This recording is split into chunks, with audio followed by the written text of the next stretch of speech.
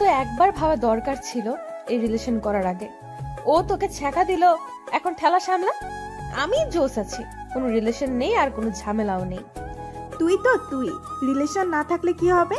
ভার্সিটির সব ছেলেরা তোর পেছনে ঘুরে, যেমন রূপ আর তেমনি সম্ভ্রান্ত পরিবার তোর। আর কি লাগবে তোর? বুঝতে হবে who I am, Ihita Chowdhury. Status তো অবশ্যই থাকবে। চোখ থেকে সানগ্লাস খুলে গাড়ি থেকে নেমে তিথি গাড়ি থেকে নামলো না। ভার্সিটিতে এসে গেছে, তবুও গাড়ি থেকে নামছে না। আমি তিথিকে বললাম, নামবি না নাকি তোকে সহ গাড়ি লক করে দিব? দাঁড়া, আসছি। আমি গাড়ির চাবি আঙুলে ঘুরাতে ঘুরাতে ক্যাম্পাসে ঢুকলাম। তিথি আমার পেছন পেছন আসছিল। আমি আজকেও লেট করে ক্লাসরুমে ঢুকেছি, আর স্যারের পারমিশন না নিয়েই ক্লাসরুমে ঢুকে পড়লাম। গিয়ে ফার্স্ট বেঞ্চে বসে পড়ি। ক্লাসের ফার্স্ট বেঞ্চটা আমার জন্য বরাদ্দ। কেউ আমাকে কিছু বলার সাহস পায় না, কারণ আমার বাবার কথায় চলে এই ভার্সিটি। আর্থিক সব অনুদান বাবা দেয় এই ভার্সিটির। তবে আমি পড়াশোনার জন্য ভার্সিটিতে আসি না, উশৃঙ্খলতা দেখাতেই আসি। টিচার ক্লাস করাচ্ছে আর আমি হেডফোন কানে লাগিয়ে গান শুনছি। এইটা নতুন কিছু না, প্রতিদিনকার ঘটনা এটা। সবাই এইসব দেখে অভ্যস্ত। স্যার ক্লাস থেকে বের হয়ে যাওয়ার আগেই আমি বেরিয়ে গেলাম। পাশে তিথি বসা ছিল। তিথি ক্লাস করছিল। ভার্সিটির শিক্ষকেরা আর শিক্ষার্থীরা আমাকে অহংকারী আর বেয়াদব বলেই জানে, কিন্তু কেউ আমার দিকে চোখে চোখ রেখে কথা বলার সাহস পায় না। ভার্সিটির সব ছেলেই আমার জন্য পাগল। বাবার এত আদর পেয়েই হয়তো আমি বকে গেছি। বাবা কোনোদিন আমার গায়ে ফুলের টোকা লাগতে দেননি, কারণ আমার মা নেই। সে যাই হোক, আমি ক্যাম্পাসের ক্যান্টিনে বসে জুস খাচ্ছিলাম। এরপর তিথিকে SMS করে আমি গাড়ি নিয়ে ক্যাম্পাস থেকে বেরিয়ে যাই। কিছুক্ষণ এই দিক সেই দিক ঘুরে দুপুরে বাসায় আসি। বাসায় সিমি, কাজের মেয়ে ছাড়া কেউ নেই আর থাকেও না। ম্যাম কিছু খাবেন? সিমি আমাকে জিজ্ঞেস করলো, না এক কাজ করো, এসিটা বাড়িয়ে দাও আর এক গ্লাস পানি নিয়ে আসো। Okay ma'am. সিমি চলে যাওয়ার পর আমি চেঞ্জ করে ল্যাপটপ নিয়ে বসলাম। সারা দিন গেমস খেলে সময় পার করে দিলাম। রাতে বাবা আসলেন আমার ঘরে। মামনি, what are you doing now? Nothing বাবা, আসো। আমার মাথায় হাত রেখে বাবা বললেন, কি করলে সারাদিন? গান আর ল্যাপটপ। ডিনার করবে, এসো। আর তোমার জন্য একটা গিফট আছে, তাড়াতাড়ি এসো। আসছি। আমি নিচে যাই, তখন বাবা আমাকে একটা বড় প্যাকেট দিলেন আর একটা চাবি দিলেন। এগুলো কি বাবা? প্যাকেট তোমার জন্য, লেটেস্ট মডেলের ড্রেস আর নতুন গাড়ির চাবি। এইটা সত্যি? গাড়ি কোথায় বাবা? গার্ডেনে। আমি দেখে আসছি। পিছু পিছু সিমি আর বাবাও এলেন। আমি গাড়ি চালাচ্ছিলাম আর হাসছিলাম, তা দেখে বাবা কেঁদে দিলেন। চোখের পানি মুছে তিনি আমাকে নেমে আসতে বললেন। আমি আসার পর দুইজন একসাথে ডিনার করলাম আর যে যার মতো শুয়ে পড়লাম। পরের দিন সকালে আমি নতুন গাড়ি নিয়ে ভার্সিটিতে যাই। গাড়ি থেকে নামার সাথে সাথে পাশে থাকা কাদা দিয়ে একটা ছেলে আমার ড্রেস নষ্ট করে দেয়। ছেলেটা বাইক নিয়ে ঢুকছিল ভার্সিটিতে। আমি রেগে আগুন হয়ে যাই আর ছেলেটার কলার ধরে বলি, how dare you to spoil my dress. রাগে আমি তাতে দাঁত চেপে আছি। Ma'am, mind yourself. What did you say? তুই আমাকে বলছিস এই কথা? এই ছেলে, এই ছোট লোক, তোর এত বড় সাহস কি করে হয় ইহিতা চৌধুরীর সাথে এইভাবে কথা বলার? অব্র বাইক থেকে নামে, সাথে ছিল অব্রর ফ্রেন্ড, সেও নামে। আর আমার এমন আচরণ দেখে সবাই ক্যাম্পাসে জড়ো হয়। এই যে মিস, কথা সাবধানে বলুন। আমার বিহেভ ছোট লোকদের মতো করিনি যে এইভাবে আমায় অপমান করবেন। তুই কি এই ভার্সিটির স্টুডেন্ট? আগে তো তোকে দেখিনি, আর এই কারণে তুই জানিস না যে আমি কে আর তোর কি হাল করতে পারি। আমার জানার প্রয়োজন নেই। আমি আপনার মতো ফ্যাশন শো করতে আসিনি ক্যাম্পাসে। নিজের দিকে তাকিয়ে দেখুন কি বাজে লাগছে। আবার আপনি অসবের মতো চেঁচাচ্ছেন। তোকে আজ আমি মেরেই ফেলবো। আমি গাড়ি থেকে হকি স্টিক বের করে অব্রর গায়ে মারার আগেই অব্র আমাকে থাপ্পড় মারে। সবাই হয়ে যায়, প্রিন্সিপাল সহ, কিন্তু কারো আগানোর সাহস নেই। কেমন মেয়ে আপনি? মিনিমাম মেয়েদের মতো আচরণ নেই তো আপনার মধ্যে? ফালতু সব। এই কথা বলে আমি বাইক নিয়ে সেখান থেকে চলে গেলাম। ইহিতা গালে হাত দিয়ে স্টিল দাঁড়িয়ে আছে। তিথি ইহিতার বাবাকে ফোন দিয়ে ভার্সিটিতে আসতে বলেছে এতক্ষণে। ইহিতার বাবাকে দেখে সবাই সালাম দেয় আর প্রিন্সিপাল এগিয়ে আসেন। ইহিতাকে ঠায় দাঁড়িয়ে থাকতে দেখে ইহিতার বাবা সামনে গেলেন, কিন্তু ইহিতা নড়ছে না। এরপর তিথি সব বলার পর ইহিতার বাবা চশমা চোখ থেকে খুলে ভেঙে ফেলেন আর প্রিন্সিপালকে জিজ্ঞেস করেন ইহিতাকে কোন ছেলে মেরেছে। তাকে যেন 1 মিনিটে এখানে আনে। প্রিন্সিপাল আমাকে ডেকে পাঠালেন। আমি ইহিতার বাবার সামনে আসলাম। তোর সাহস হয় কি করে আমার কলিজার উপর হাত তোলা? যাকে এখনো একটা পিঁপড়া কামড় দেয়নি, আজ তাকে তুই মেরেছিস। দেখ কি করেছিস আমার মেয়ের। What is this? এইটা কি ভার্সিটি নাকি কারো বাবার সম্পদ? আর আপনার মেয়ে আমার সাথে কি করেছে সেটা দেখেননি? না দেখে কেন মারলেন আমাকে? আমার মেয়ে তোকে মেরে ফেলবে, তবু একটা আওয়াজ করতে পারবি না। তুই কোন সাহসে মেরেছিস আমার মেয়েকে? জবাব দে। সরি, সেইটা আপনার মেয়েকেই জিজ্ঞেস করবেন। আমার ক্লাস আছে, ছাড়ুন। এই বলে আমি সেখান থেকে চলে এলাম। ইহিতার বাবা ইহিতাকে গাড়িতে বসিয়ে নিয়ে গেল বাসায়। ইহিতার গালে আমার 3 আঙ্গুলের দাগ স্পষ্টভাবে ফুটে আছে। সিমিকে দিয়ে ইহিতার গালে যত মেডিসিন আছে সব লাগালো ইহিতার বাবা। ইহিতা চুপ করে আছে এখনো। ইহিতাকে কথা বলতে বলছে সিমি আর ইহিতার বাবা, কিন্তু ইহিতা কথা বলছে না। ইহিতা এই প্রথম কারো হাত থেকে মার খেলো। কোনো শিক্ষক কোনোদিন তার দিকে চোখ রাঙিয়ে কথা বলেনি, আর মার দেওয়া তো দূর, কিন্তু আমি আজ ইহিতাকে ভার্সিটির সবার সামনে চর মেরেছি। ইহিতার কাছে এটা অনেক বেশি যন্ত্রণা লাগছে। এক পর্যায়ে ইহিতা ঘরে সবকিছু ভাঙচুর করতে শুরু করে। আশরাফ চৌধুরী ইহিতাকে বলেন, মা, তোর যত খুশি ভাঙ, কিন্তু একটু কথা বল আর একটু শান্ত হ। বাবা, ওই ছেলেকে আমি আস্ত রাখবো না। ও আমায় মেরেছে। ইহিতা চৌধুরীকে মেরেছে ও। শেষ করে ফেলবো আমি ওকে। আমি নিজে ওকে শাস্তি দিব, তুই শুধু একটু শান্ত হয় তিতা। এরপর ইহিতা চুপচাপ বিছানায় গিয়ে আয়নায় নিজের মুখ দেখছে। এখনো হাতের ছাপ দেখা যাচ্ছে। এরপর ইহিতা আয়নাও ভেঙে ফেলে। পরে 1 মাস ইহিতা ভার্সিটিতে যায়নি, এমনকি বাসা থেকেও বের হয়নি। ওইদিকে আমার ঠিকানা কেউ জানে না বলে ইহিতার বাবা আমাকে কিছু করতে পারেননি। 1 মাস পর ইহিতা ভার্সিটিতে যায়। আমি 4 তলায় আনমনে হয়ে দাঁড়িয়ে আছি। ইহিতার গাড়ি দেখে চমকে গেলাম। দ্রুত নিচে নেমে আসি। ইহিতা একটা বই হাতে নিয়ে ক্লাসরুমের দিকে যায়। আমি ইহিতাকে থামাই। ইহিতা। ইহিতা পেছন ঘুরে রাগী দৃষ্টিতে তাকালো আমার দিকে। সরি, সেদিন আপনাকে থাপ্পড় মেরেছিলাম বলে।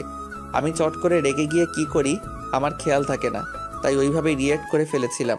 আপনি গত 1 মাস আসেননি ভার্সিটিতে, তাই সরি বলতে পারিনি। ইহিতা কিছুই না বলে উপরে চলে যায়। ইহিতা আর আমি দুইজনই কেমিস্ট্রি ডিপার্টমেন্টের স্টুডেন্ট, কিন্তু আমাকে দেখে কেউ বলবে না যে আমি স্টুডেন্ট। মনে হয় পড়ালেখা শেষ। আজ ইহিতা প্রথম বেঞ্চে না বসে 3 নম্বর বেঞ্চে বসলো আর ইংলিশ ক্লাসটা মনোযোগ দিয়ে করলো। স্যার একটা কোশ্চেন করেছিল, যেটার উত্তর আমি ছাড়া আর কেউ দিতে পারিনি। সবাই অবাক হয়ে যায় আর লেকচারার নিজে অভিভূত হয়ে যান আমার উত্তর শুনে। ইহিতা তখন উত্তরটা নোট করলো। ইংলিশ ক্লাস শেষ করে সবাই ল্যাবে গেল, কিন্তু ইহিতা বসেছিল। আমি বের হওয়ার আগে ইহিতাকে বললাম, যাবেন না ল্যাবে? That's none of your business, just go from here. Otherwise? হ্যাঁ, ওই দিন কিছু বলিনি, বাট এইটা ভেবো না ইহিতা কিছু করতে পারে না। ওকে, ভাবলাম না। এই বলে আমি চলে গেলাম। ক্লাস শেষ হওয়ার পর আমি ক্যাম্পাসে বন্ধুদের সাথে আড্ডা দিচ্ছিলাম। ইহিতা গাড়িতে উঠতে যাবে, তখন এক ভিক্ষুক এসে দাঁড়ালো ইহিতার সামনে। ইহিতা রেগে যায়। আমি ছাড়া আর কি কেউ নেই দান করার? আমার কাছে কেন আসলি? অব্রর এইটা দেখে প্রচন্ড রাগ হয়। আমার সামনে দাঁড়িয়ে মানিব্যাগ থেকে 500 টাকার একটা নোট বের করে ভিক্ষুককে দিয়ে সেখান থেকে চলে যেতে বলল। গাড়ি বাড়ি থাকলেই মানুষ মানুষের মতো হয় না, অধিকাংশ ক্ষেত্রে কুকুরই হয়, যেমনটা আপনি নিচে। এই কথা বলে আমি 1 সেকেন্ড না দাঁড়িয়ে বাইক নিয়ে চলে গেলাম। আমি রাগে গাড়ি হাই স্পিডে চালিয়ে বাসায় এলাম। আমি বাবাকে ফোন করে বাসায় আসতে বললাম। বাবা অফিসের সব কাজ ফেলে বাসায় চলে আসলে। বাবা, এই ভার্সিটিতে হয় ওই ছোট লোকটা থাকবে, নয়তো আমি। কোন ছোট লোক? ওই দিন যে আমায় মেরেছিল। ও আবার কি করেছে তোমায়? আজকে ও আমায় কুকুর বলেছে। কুকুর? হোয়াট? আমি এখনই প্রিন্সিপালের সাথে কথা বলছি। ওই ছেলেকে ভার্সিটি থেকে বের করে দিন। স্যার, সেটা সম্ভব না। হোয়াট? আপনি আমাকে বলছেন সম্ভব নয়? সরি স্যার, ছেলেটা অনেক মেধাবী আর আউটস্ট্যান্ডিং পার্সোনালিটি। ওর মতো ভার্সিটিতে সেকেন্ড কপি নাই। আর সবচেয়ে বড় কথা, এইবার ভিপি ইলেকশনে ইতিতা মামুনির বিরুদ্ধে অব্র দাঁড়াবে। হোয়াট? আমার মেয়ের বিরুদ্ধে? হ্যাঁ স্যার, তাই আর সেই চান্সটা নেই বের করার। পরে ভার্সিটির ছেলেমেয়েরা খেপে যাবে আর কমিশনার পর্যন্ত গড়াবে এই ঘটনা। তাই আমি আর রিস্ক নিতে চাচ্ছি না, মাফ করবেন। আমি ফোন রেখে দিয়ে ইতিতাকে সব বললাম, আর ইতিতা রাগে ফ্লাওয়ার ভাস ভেঙে ফেলে। ওই ছেলের সাহস হয় কি করে হিতার বিরুদ্ধে দাঁড়ানোর? আর বাবা, তুমি কিছুই করতে পারছো না। মামনি, প্রিন্সিপাল যেখানে অনর সেখানে আমি কি করতে পারি? বাট তুই টেনশন করিস না, সবাই তোকেই জয়ী করবে। তুই মাথা ঠান্ডা করে একটু বাইরে থেকে ঘুরে আয়। নো, আমি কোথাও যাব না। পাগলামি করিস না ইতিতা, চল আমার সাথে, বাইরে যাব। রেডি হয়ে আসি। যা, তাড়াতাড়ি আসবি কিন্তু। ওকে। বাবা আমার মন ভালো করতে বাইরে ঘুরতে নিয়ে যায়। সিটি ম্যাক্সের সামনে আমি অব্রকে দেখি আয়মান মির্জা আর মিসেস আয়মান মির্জার সাথে। আমি বাবাকে বলি গাড়ি থামাতে। বাবা, ওই ছেলে এখানে কি করছে, তাও আয়মান মির্জার সাথে? আয়মান মির্জা কই দেখি? দেখো। সত্যি তো আয়মান মির্জার সাথে এই ছেলে, আর এই ক্ষেত মার্কা ছেলেকে দেখ কি স্মার্ট লাগছে। ব্যাপার কি? বাদ দাও, চলো। এই কথা বলে আমি সেখান থেকে চলে এলাম। আয়মান মির্জা হচ্ছে ওয়ার্ল্ড ইয়াং লিডারশিপের মেইন লিডার। আমি বাসায় এসে ভাবতে লাগলাম, আয়মান মির্জার সাথে ওই ছেলে কেন? থাকতেও পারে, তা আমার কি? আমি এসব ভাবতে ভাবতে ঘুমিয়ে গেলাম। 3 দিন পর বিপি ইলেকশন। ভার্সিটিতে এই নিয়ে অনেক হইচই হচ্ছে, কারণ এই প্রথম আমার বিরুদ্ধে কেউ ইলেকশন করছে। আমি যথারীতি ভার্সিটিতে গিয়ে যা করার তাই করলাম। কোনো ক্লাস না করে এই বাসায় চলে আসলাম। ইলেকশনের আগে পর্যন্ত আমি ভার্সিটিতে যাইনি। আমি ভার্সিটিতে না গেলে অব্র ক্লাস না করে বাইরে বসে থাকে মন খারাপ করে। এই 2 দিন অব্র তাই করলো, কারণ আমি আসিনি। ইলেকশনের দিন আমি আসলাম ক্যাম্পাসে, নীল রঙের শার্ট আর বাদামি রঙের প্যান্ট পরে, চুলগুলো খোলা আর সানগ্লাস পরা। অব্র অনেকক্ষণ তাকিয়েছিল, তারপর চোখ সরিয়ে নিজের কাজ করলো। আমাকে আর অব্রকে একসাথে থাকতে বলা হয়েছে, কিন্তু আমি সেই কথা না শুনে দোতলায় গিয়ে ফোনে গেমস খেলছি নিশ্চিন্ত মনে, কারণ আমার কনফিডেন্স আছে আমিই জিতবো। সারাদিন আমি একই জায়গায় বসে রইলাম। রাতে ইলেকশনের রেজাল্ট পাবলিশ করে প্রিন্সিপাল, আর রেজাল্ট আমার বিরুদ্ধে, অর্থাৎ অব্র জিতেছে ইলেকশনে।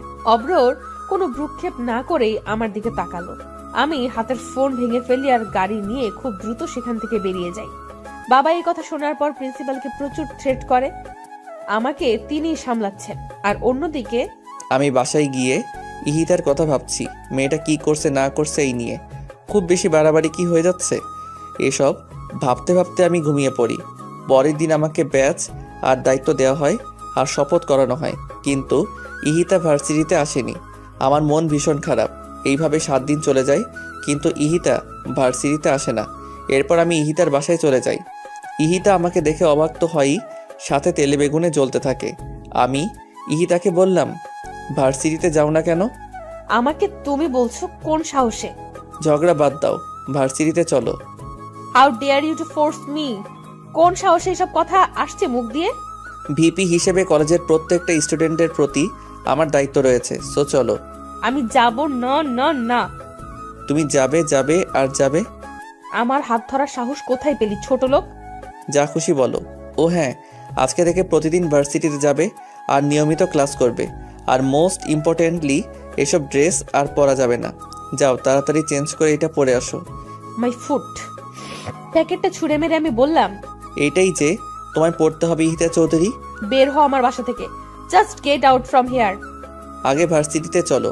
আর তুমি যদি স্বইচ্ছা এই ড্রেসটা পরে ভার্সিটিতে না যাও, তাহলে আমি নিজের হাতে তোমায় এই ড্রেস পরাবো আর ভার্সিটির সবার সামনে তোমায় কিস করব। বলো কোনটাতে রাজি তুমি? How dare you bloody sheet.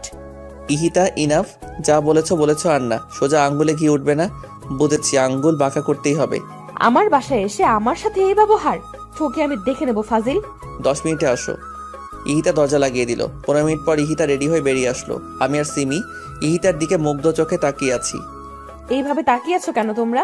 Ma'am, কি সুন্দর লাগছে আপনাকে দেখতে। চুপ, তুমি চুপ বেয়াদব। যাও এখান থেকে। চলো। তোকে আমি দেখে নিব অব্র। দেখো, এখন চলো।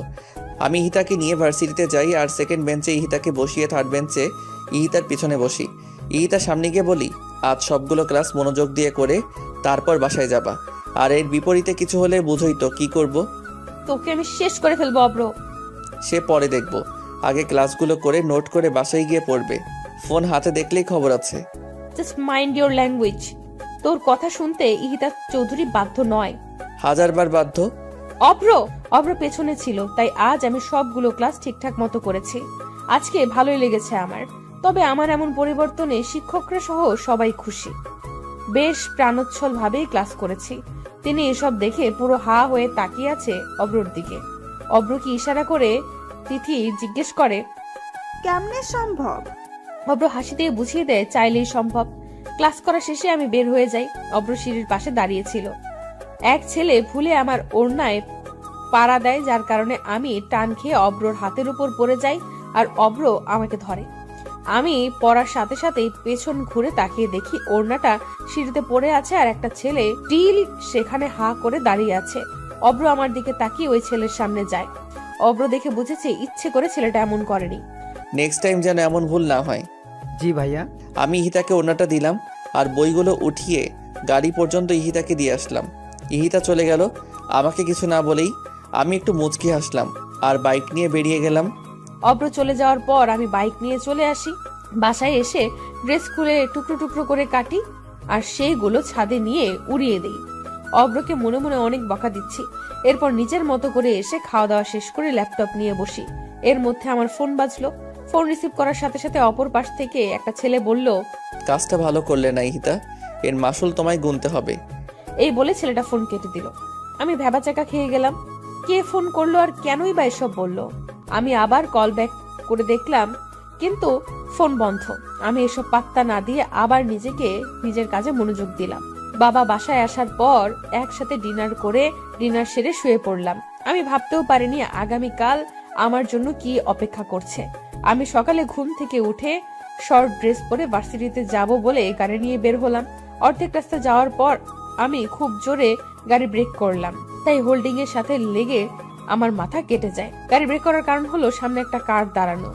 আমি কপালে টিস্যু ধরে বেরিয়ে আসি। গাড়িটার সামনে যাওয়ার পরেই আমাকে জোর করে সেই কারে বসানো হয় আর একজনকে ফোন করে বলে আমার গাড়ি বাসায় দিয়ে আসতে।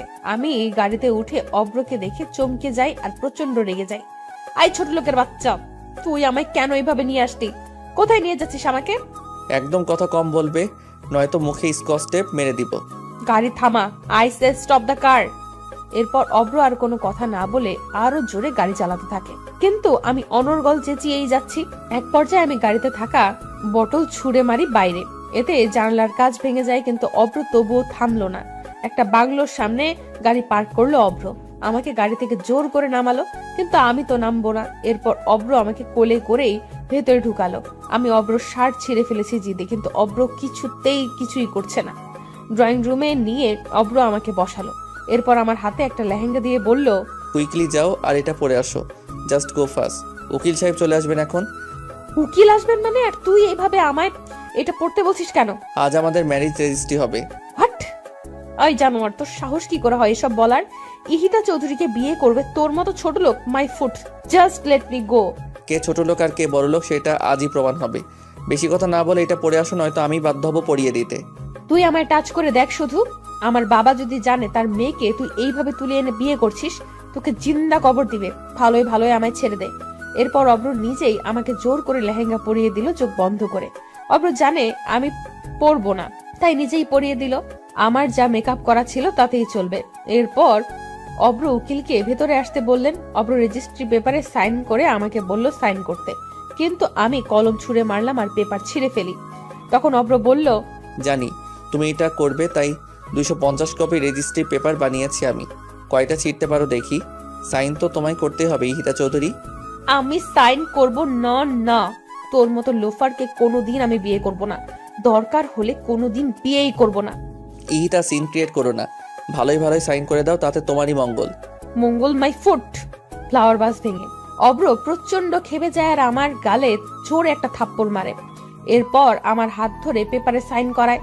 সাইন করানো শেষ হলে উকিলকে চলে যেতে বলে অব্র। উকিল চলে যাওয়ার পর অব্র আমার ঘাট ধরে গালে আর কপালে চুমু দেয়। সরি, আমি তোমায় মারতে চাইনি, কিন্তু তোমার জেদের জন্যই তুমি মার খেলে। বাসায় চলো এখন। ইহিতা নড়ছে না দেখে আমি ইহিতাকে কোলে নিয়ে গাড়িতে বসাই। এরপর ড্রাইভ করে নিজের বাসায় যাই। বাসার সামনে এসে আমি ইহিতাকে নামতে বলি। এরপর ইহিতা নেমে যায় আর অনেক অবাক হয়। এইটা তো মির্জা প্যালেস, এখানে নিয়ে আসলো কেন ছোট লোকটা আমায়? এরপর অব্র আমাকে নিয়ে ভেতরে যায় আর সবাইকে ডাকে। বৌমনি, আম্মু। কি হয়েছে দেবরজি, চেঁচাচ্ছেন কেন? তিনি ভাবি কথা বলতে গিয়ে থেমে যায় আমাদের বিয়ের সাজ দেখে। কি হয়েছে ঈশান? সবাই আমাকে ঈশান ডাকে। চেঁচাচ্ছিস কেন? এই মেয়েকে? আম্মু আমি বলি, ও হচ্ছে ইহিতা চৌধুরী, আশরাফ চৌধুরীর একমাত্র মেয়ে। চিনেছেন? হ্যাঁ, বাট এই অসভ্য আর আনকালচার্ড মেয়ে ঈশান তোর সাথে কেন? আম্মু, আমি হিতাকে ভালোবাসি, আর এই কারণেই তোমাদেরকে না জানিয়ে বিয়ে করে এনেছি। তার জন্য আমি সরি। বৌমনিকে বলেছি সব, ভাইয়াও জানে, তুমি আর পাপা জানো না শুধু। 1 মিনিট, এখানে কোনো কমেডি শো হচ্ছে? তুই ফ্যামিলির ছোট ছেলে, আই মিন ঈশান মির্জা। হ্যাঁ ইহিতা।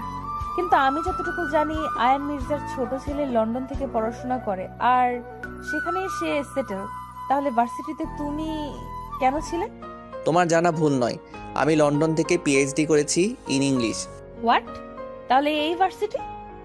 সে অনেক কাহিনী ইহিতা, এখন ফ্রেশ হয়ে রেস্ট করো। আর ঈশান তুমি ইহিতার বাবাকে কল করে আসতে বলো, আমি পাপা আর আইমানকে আসতে বলেছি। ঠিক আছে বৌমনি। আর আম্মু, তোমার সাথে আমার কিছু কথা আছে, তোমার ঘরে চলো।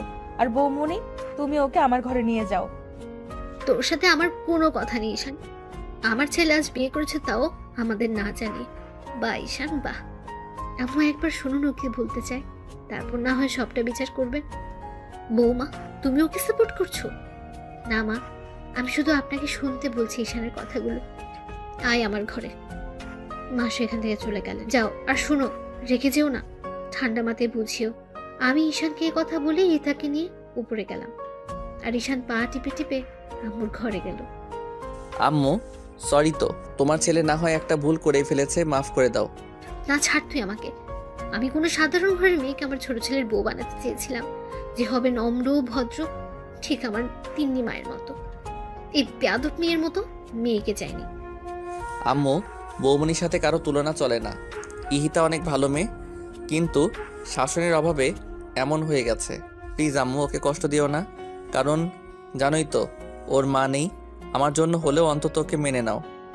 তুমি আর বৌমনি হেল্প করলেই ও ঠিক হয়ে যাবে। প্লিজ আম্মু, প্লিজ। ঈশান, আমি কোনো ফোর্স শুনবো না। যা তুই এখান থেকে। ওয়েল স্টাবলিশ করেছি তোদের দুই ভাইকে। আমি আর তোর পাপা মিলে কোনোদিন কোনো কিছুতে অপূর্ণ রাখিনি। দেশের বাইরে রেখে মানুষ করেছি তোদের, যাতে কোনো বাজে সঙ্গ না পাস। কিন্তু ঈশান, আজ তোর ভাইয়ের স্ট্যাটাসটা কোথায় থাকবে, আর তোর পাপারই বা ইমেজ কোথায় থাকলো? তা পারো কি ভাবলি না? তোর কথা আমি বাদই দিলাম। 14 বছর পর দেশে এসে 14 দিন যেতে না যেতে এই কাজ করে ফেললি। আম্মু, মাফ করে দাও আমায়। জীবনের প্রথম আর শেষ ভুল এইটাই। ঈশান, লিভ মি অ্যালোন। আম্মু, ঈশান, ডোন্ট বি ইমোশনাল। এসব আমার একদম পছন্দ নয়। আম্মু আসবো? আয়। ভাইয়া আম্মুকে একটু বোঝা না। দেখ, আম্মু কিছুতেই বুঝতে চাইছে না। তুই যা, আমি দেখতেছি। ভাইয়া, ঈশান, যেতে বলছি না আমি? যাচ্ছি। বাবু, আমি তোর কাছ থেকে ওর হয়ে সাফাই শুনতে চাই না। আম্মু, তুমি কি ভেবে দেখেছো? ও তোমার ছোট ছেলে, আর আমাদের সবার কত আদরের। ও না হয় একটা ভুল করেই ফেলেছে, তাই বলে কি আমার ভাই কাঁদবে? তুমি বলো আম্মু। কোনোদিন তো আমাদের দুই ভাইয়ের চোখের পানি তুমি ফোলেরও পড়তে দাওনি, আর আজ ঈশান কাঁদতে কাঁদতে চলে গেল, সেটা দেখলে না আম্মু? মা কথাটি শুনে চুপচাপ দাঁড়িয়ে আছেন। আমি আবার বললাম, আম্মু প্লিজ আম্মু, মন খারাপ করো না। 5 বছর ধরে ঈশান ঈশিতাকে পাগলের মতো ভালোবাসে, যার কারণে ও বাংলাদেশে আসে। আজ কি ওর ভালোবাসা বৃথা যাবে আম্মু? 25 বছর ধরে আমি মানুষ করলাম, সেই মূল্য কি ও দিয়েছে বাবু? আম্মু, তোমার মূল্য ও কি করে দিবে? তোমার ভালোবাসার কোনো মূল্য আমাদের কাছে নেই আম্মু। ইহিতা ঠিক হয়ে যাবে, শুধু সময় লাগবে। তুমি আর তিন্নি ওকে সাপোর্ট করো, দেখবে সব ঠিক হয়ে গেছে। আম্মু, এই নাও নেকলেস, ইহিতাকে বরণ করো এইটা দিয়ে। আইমান একটা হীরার নেকলেস আমার হাতে দিয়ে বলল, বাবু প্লিজ আম্মু, চলো। চল। থ্যাংক ইউ আম্মু, জানি তুমি বুঝবে। আমার আম্মু বেস্ট। হয়েছে, এখন চল ঈশানের ঘরে। আসো। ওদিকে আমি ঈশানের ঘরে গিয়ে থতমত খেয়ে গেলাম। দেওয়ালের সব জায়গায় ঈশানের ছবি। এত সুন্দর লাগছে ঈশানকে, যা আমি মুগ্ধ হয়ে শুধুই দেখছি।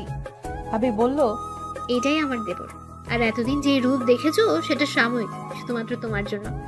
আমার স্মার্ট দেবর তোমার জন্য খ্যাত সাজলো। এতে অবশ্য আমি আর তোমার ভাইয়া অনেক রিয়াক্ট করেছিলাম, কিন্তু ও পরে মানিয়ে নিয়েছে, কারণ লাভ এট ফার্স্ট সাইট বলে একটা কথা আছে। আপনাকে আমি পার্সোনালি চিনি না, কিন্তু আপনার বিষয়ে যতটুকু জানতাম আপনি তার থেকে অনেক বেশি ভালো। তাই? আমি মোটেও ভালো না, যখন বকবো তখন বুঝবে। তিন্নি আসবো? আসো। তুমি কখন আসলে? 20 মিনিট হবে। ঈশান কই? ও তো ঘরে আসে নাই। কেন, আম্মুর সাথে না ছিল? দাঁড়াও আম্মু, আমি ঈশানকে নিয়ে আসছি। আমি ছাদে গিয়ে ঈশানকে পেলাম। তুই আবারও কাঁদছিস? ভাইয়া তুমি চল, কোথায়? সারপ্রাইজ আছে, চল।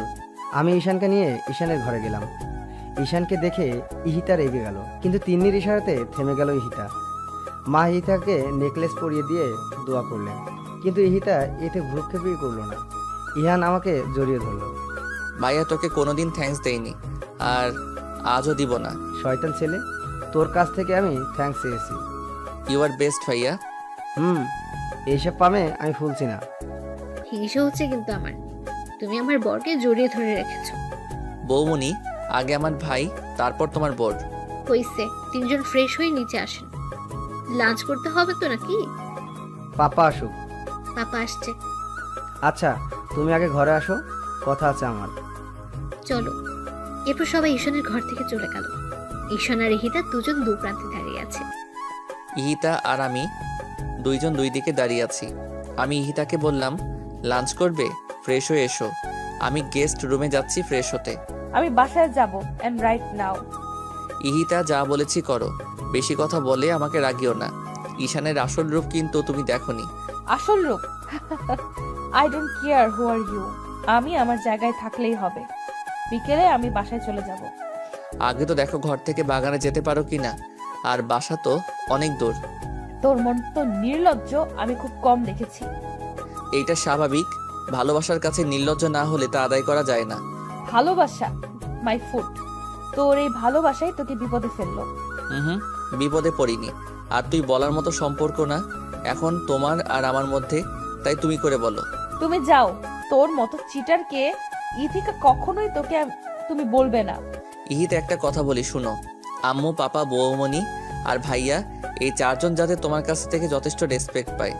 আমাকে যা ইচ্ছা বলো তুমি, কিন্তু ওদের দিকে কোনোদিন চোখ তুলেও কথা বলবে না। সেই দিন তাহলে আমি কি করব তোমায় জানি না। এই বাসায় আমি থাকলে তো বিহেভের কথা আসবে। আমি আজই চলে যাব। ওই যে বললাম, গিয়ে আগে দেখাও। ইহিতা কিছু বলার আগে ভাবি নক করে রুমে। আমি আসতে বললাম ভাবিকে। ঈশান যাও, ফ্রেশ হয়ে আসো। আজকে সবাই একসাথে লাঞ্চ করব। যাচ্ছি, কিন্তু তোমার হাতে কি এইগুলো বৌমণি? যাও, পরে দেখতে পারবে। যাচ্ছি। ঈশান চলে যাওয়ার পর আমি ইহিতার সামনে গিয়ে দাঁড়ালাম আর ইহিতাকে বললাম, ইহিতা ফ্রেশ হয়ে এই শাড়ি আর গহনাগুলো পরবে। ইহিতার হাতে দিয়ে বললাম। হোয়াট? আমি এসব পড়তে পারবো না, আমাকে টি শার্ট দিন। ইহিতা, মির্জা পরিবারের বউরা কখনো এসব পরে না। এই পরিবারের একটা ট্রেডিশন আছে, তোমাকেও সেটা মানতে হবে, অন্তত দিনের বেলাতে। বৌমনি, আই কান্ট। ইহিতা, তুমি পারবে। তুমি শাড়ি পরে দেখো কতটা ভালো লাগবে তোমাকে। আর আজ তোমার আর ঈশানের সবচেয়ে মধুর একটা দিন। নিজেকে সুন্দরভাবে সাজাও ওর জন্য, দেখবে ও অনেক খুশি হবে। বৌমনি, আমার কোনো ইচ্ছে নেই ওই স্টুপিডটার জন্য শাস্তে। ওকে আমি ঘৃণা করি, জাস্ট হেট হিম। সময় হোক তখন বুঝবা ঈশান কি আর কেমন। এখন চটপট রেডি হয় না। ওর সম্পর্কে জানার কোনো ইন্টারেস্ট নেই আমার, আর আমি শাড়ি পরতে পারি না। আমি হেল্প করবো। যাও গোসল করে আসো আগে, ওয়াশরুমে টাওয়াল রাখা আছে। যাচ্ছি। ইহিতা বের হয়ে আসার পর আমি ইহিতাকে সুন্দর করে সাজিয়ে দিলাম আর ইহিতাকে শাড়ি আর গহনা পরিয়ে দিলাম। দেখো তো এখন কেমন লাগছে নিজেকে। ইহিতা অবাক হয়ে যায় নিজেকে দেখে। শাড়ির সাথে যেই ইথিকাকে যায় না, সেই ইথিকা আজ শাড়ি পরেছে আর গা ভর্তি গহনা। অবাক লাগছে নিজেকে দেখে। কি বললে না কেমন লাগছে? বৌমনি, এতগুলো গহনা পরতে পারছি না, খুলে রাখি এগুলো। না, অভ্যাস করতে হবে। কিন্তু অনেক ভারী তো। কিচ্ছু হবে না, এখন নিচে চলো। আমি ইহিতাকে ডাইনিং এ বসালাম আর শৈলীকে বললাম সবাইকে ডেকে নিয়ে আসতে। আইমান, আম্মু দুজন এসে গেছে। ঈশান আর পাপা এখনো আসেনি। আমি পাপাকে ডেকে নিয়ে আসলাম। ইহিতাকে দেখে পাপা বললেন, মাশাআল্লাহ, আমাদের ঈশানের পছন্দ আছে বলতে হবে। রাহেলা, পাপা দেখতে হবে তো ভাইয়াকার।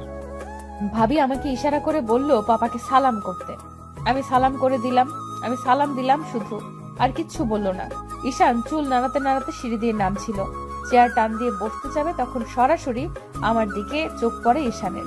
ভাই আর ভাবি দুজনের দিকে তাকিয়ে হাসছে। ঈশান হা করে সবার সামনে তাকিয়ে আছে আমার দিকে। আমিও ঈশানকে এইভাবে দেখে কয়েক সেকেন্ড তাকিয়েছিলাম, পরে আবার চোখ সরিয়ে নেই। ভাইয়া ঈশানের পায়ে চিমটি দেয় আর ঈশানের কানের সামনে গিয়ে বলে, এভাবে তাকিয়ে আছিস কেন? আজ প্রথম দেখলি নাকি? ঈশান থতমত খেয়ে যায় ভাইয়ার কথা শুনে। ভাবি যখন ঈশানের প্লেটে ভাত দিচ্ছিল তখন ঈশানকে আস্তে করে বলে, রাতে দেখো মন ভরে, এখন খাও। তখনও ঈশান আমার দিকে অপলকে তাকিয়েছিল। ভাবি ঈশানকে আমার পাশে গিয়ে বসতে বলল। ঈশান তখন উঠে গিয়ে আমার পাশে বসে। ভাবি ভাইয়ার পাশে বসে পড়ে। সবাই খাওয়া শেষ করে, কিন্তু আমি খাচ্ছি না। মিসেস মির্জা বললেন, ইহিতা খাচ্ছ না কেন? বসে আছো যে? ঠিকই তো। ইহিতা কি হয়েছে, খাচ্ছ না কেন? রান্না ভালো হয়নি? না আসলে কি হয়েছে বলো। আমি নিজের হাতে খাইনি কখনো, চামচ ধরতে আনইজি লাগছে। ও এই কথা। ঈশান, ইহিতাকে খাইয়ে দে। না আমি খেতে পারবো। না, পারবে না। ততক্ষণে খাবার খেয়ে আম্মু আর পাপা টেবিল থেকে উঠে গেছেন। ইহিতা খুব আনইজি ফিল করছিল, ঘেমে যাচ্ছে পুরো ইহিতা। আমি ঈশানকে ধমক দিয়ে বললাম, তোমার ভাই কি বলে শোনা না ঈশান? শুনেছি, দিচ্ছি তো। ইহিতার প্লেট হাতে নিয়ে আমি হা করতে বলি ইহিতাকে। ইহিতা কিছু বলে না, সে আমার হাতে খাবে না এইটাই বোঝাতে চাইছে। আমি বুঝেও না বোঝার ভান করে ইহিতাকে জোর করে খাইয়ে দিই। ভাইয়া তখন ভাবিকে বলল, আমিও তোমায় খাইয়ে দিই, হা করো। তিনি হেসে দেয় আর আমার হাত থেকে খাবার খাই। তিনি ইহিতাকে বলছে, এখন খেতে পারছো? ইহিতা বললো শুধু। খাওয়া শেষ করে সবাই উঠে গেল। আয়মান ডেকোরেটরদের সাথে কথা বলছে আর বাসর সাজানোর ব্যাপারে। আমার পছন্দ মতো ঈশানের ঘরকে সাজানো হয়েছে। ইহিতা আমার ঘরে ছিল আর ঈশান বসেছিল। সন্ধ্যায় ইহিতার বাবা মির্জা প্যালেসে আসলেন। ঈশানের উপর প্রচন্ড রেগে যেন নেই। তারপর আয়মান ওনাকে বোঝায়, কিন্তু উনি মানতেই চাচ্ছেন না। কেন চাচ্ছেন না সে কারণও বলছেন না। তখন আব্বু আর পাপা চৌধুরীকে বোঝান, তবু উনি শান্ত হতে পারছেন না। ইহিতা চলে যেতে চায় বাবার সাথে, কিন্তু ঈশান ইহিতার হাত ধরে আছে খুব শক্ত করে। ইহিতার হাতে ঈশানের 5 আঙ্গুলের ছাপ পড়ে গেছে। কোনোভাবেই ছাড়াতে পারছে না ইহিতা নিজেকে ঈশানের কাছ থেকে। ঈশান তখন চৌধুরীকে বলল, বাবা, ও এখন আমার স্ত্রী। আপনার থেকে বেশি অধিকার এখন আমার ওর উপর। আপনি মানুন বা না মানুন, ইহিতা কোথাও যাবে না। অব্র, তুমি কেন বুঝছো না? এটা সম্ভব নয়। কেন নয়? আমার কি অর্থ কম নাকি আমি অশিক্ষিত? এসবের কথা বলছি না আমি। আপনি যাই বলুন আর না বলুন, ইহিতা এখন আমার, আর ও আমার কাছেই থাকবে। ওকে, এখানে আমারও আর কিছু করার নেই, কিন্তু পরে আফসোস করো না যেন। ইহিতার বাবা কাঁদছিলেন তখন। কোনো আফসোস হবে না। আর আফসোস কেন হবে? ভালোবাসাকেই তো বিয়ে করেছি। দেখে রেখো ওকে। মির্জা সাহেব, দেখে রাখবেন আমার মেয়েটাকে, কখনো চুল পরিমাণ কষ্ট দেয়নি ওকে। আপনি চিন্তা করবেন না চৌধুরী সাহেব, আমরা আছি। এরপর ইহিতার বাবা চলে গেলেন। ইহিতা কাঁদছিল বাবার কান্না দেখে। ইহিতার চোখে পানি আমি এই প্রথম দেখলাম। আমি ইহিতার চোখের পানি মুছে দিলাম আর হাত ছেড়ে দিলাম। আমি ইহিতার হাত ছেড়ে দেই। ইহিতার ফর্সা হাত নীল রঙের হয়ে গেছে। আমি দেখে ভয় পেয়ে যাই। ভাবি মলম নিয়ে আসে তাড়াতাড়ি করে। আমি মলম লাগাতে যাব, তখন ইহিতা বলে, লাগবে না, ব্যথা পাইনি আমি। এই কথা বলে আমি উপরে চলে যাই। ঈশানও মলম নিয়ে পিছু পিছু আসে। আমি গেস্ট রুমে গিয়ে বসি আর চাদর খামচাচ্ছি জেদে। ঈশান এইটা দেখে বুঝতে পারলো আমি অনেক রেগে আছি। ঈশান আমার সামনে আসলো, আমার হাত টান দিয়ে নিজের পায়ের উপর রাখে। কি হচ্ছে কি? ইহিতা প্লিজ মলমটা লাগাতে দাও। আমি সরি, বুঝিনি এমন হয়ে যাবে। Don't touch, just leave me alone. Ihita please. No, I am all right. যা ইচ্ছে হয় আমাকে বলো, কিন্তু মলমটা লাগাতে দাও হাতে, নয়তো ব্যথা করবে আর ফুলে যাবে। যাক, তুই হ্যাপি হবি তো তখন। ইহিতা, এটা কি ধরনের কথা বলার স্টাইল? সরি, পারমিশন দানি আসার জন্য। আরে না বৌমনি, পারমিশন কিসের? বসো। এই ঘরে কেন তোমরা? তোমাদের ঘরে যাও। না, আমি এখানেই থাকবো, ওই ঘরে যাব না। ঈশান, বাইরে যাও তো, আর এটা দিয়ে যাও, আমি লাগিয়ে দিচ্ছি। কিন্তু বৌমনি। যাও। আচ্ছা যাচ্ছি। ঈশান চলে গেল। আমি ইহিতার পাশে বসে ইহিতার হাতে মলম লাগিয়ে দিচ্ছি আর ইহিতাকে বলছি, জানো ইহিতা, স্বামী হচ্ছে মেয়েদের শ্রেষ্ঠ অলংকার। না, একটা মেয়ের যখন বিয়ে হয় তার বেস্ট ফ্রেন্ড, বয়ফ্রেন্ড, রাগ অভিমানের সাথে সব যে স্বামী হয় সেটা জানো? না। যখন ওর আর আমার বিয়ে হয় তখন আমি কেবল ইন্টার পরীক্ষা দিয়েছি। আর ও তখন ইউরোপিয়ান 8টা কান্ট্রি লিডারশিপে, আর এখন ও তো পুরো ওয়ার্ল্ডেরই। তো বুঝতেই পারছো ওর আর আমার বয়সের গ্যাপটাও 8 বছরের। যেদিন ওর আর আমার বিয়ে হলো সেদিন আমি ভয়ে কান্না করে দিয়েছিলাম এই বাড়িতে এসে। তখন আম্মু আর ও মিলে আমায় নর্মাল করলো। যখন ওর সাথে আমাকে ওর ঘরে নিয়ে আসলো তখন তো আমি যাবো না বলে একদম ফ্লোরে বসেছিলাম। এটা দেখে ঈশানা আরো হাসছিল।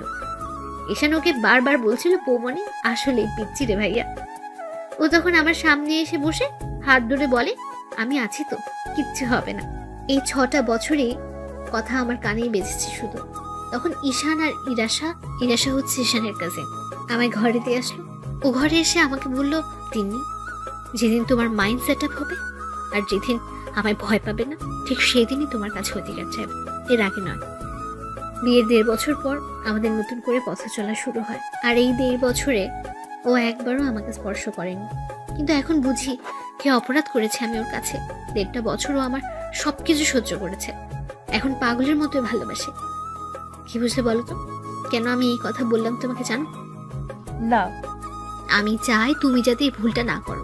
হতে পারে তোমাদের বিয়েটা অস্বাভাবিকভাবে হয়েছে, কিন্তু এটা ভুলে যেও না, ঈশান শত হলেও তোমার সারা জীবনের সাথে, তোমার বন্ধু।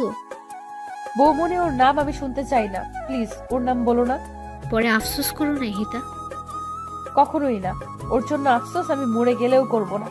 একদিন বুঝবে ঈশানকে, সেদিন খুব বেশি দূরে নয়। আর পাপা আম্মু বাসায় থাকে, তাই আমি চাই অন্তত সবার সামনে তুমি ওর সাথে ভালো ব্যবহার করো, ওর সাথে ঘুমাও। ইম্পসিবল বৌমনি। হিতা, এই পরিবারের একটা সম্মান আছে। একটু ভুলের জন্য পাপা কথা শুনবে, ও কথা শুনবে, ঈশান কথা শুনবে, সেটা কি ভালো হবে বলো? তাহলে আমাকে কি ওই স্টুপিডটার সাথে ঘুমাতে হবে? হ্যাঁ হিতা, সেটা তুমি না চাইলেও করতে হবে, কিচ্ছু করার নেই। বৌমনি, আমি পারবো না। চলো আমার সাথে। আমি ইতাকে হাত ধরে ঈশানের ঘরে নিয়ে যাই। ঈশান তখন ব্যালকনিতে দাঁড়িয়ে বাইরে দেখছিল। আমি ঈশানকে ডাকি, ঈশান এসে দাঁড়ায় আমার সামনে।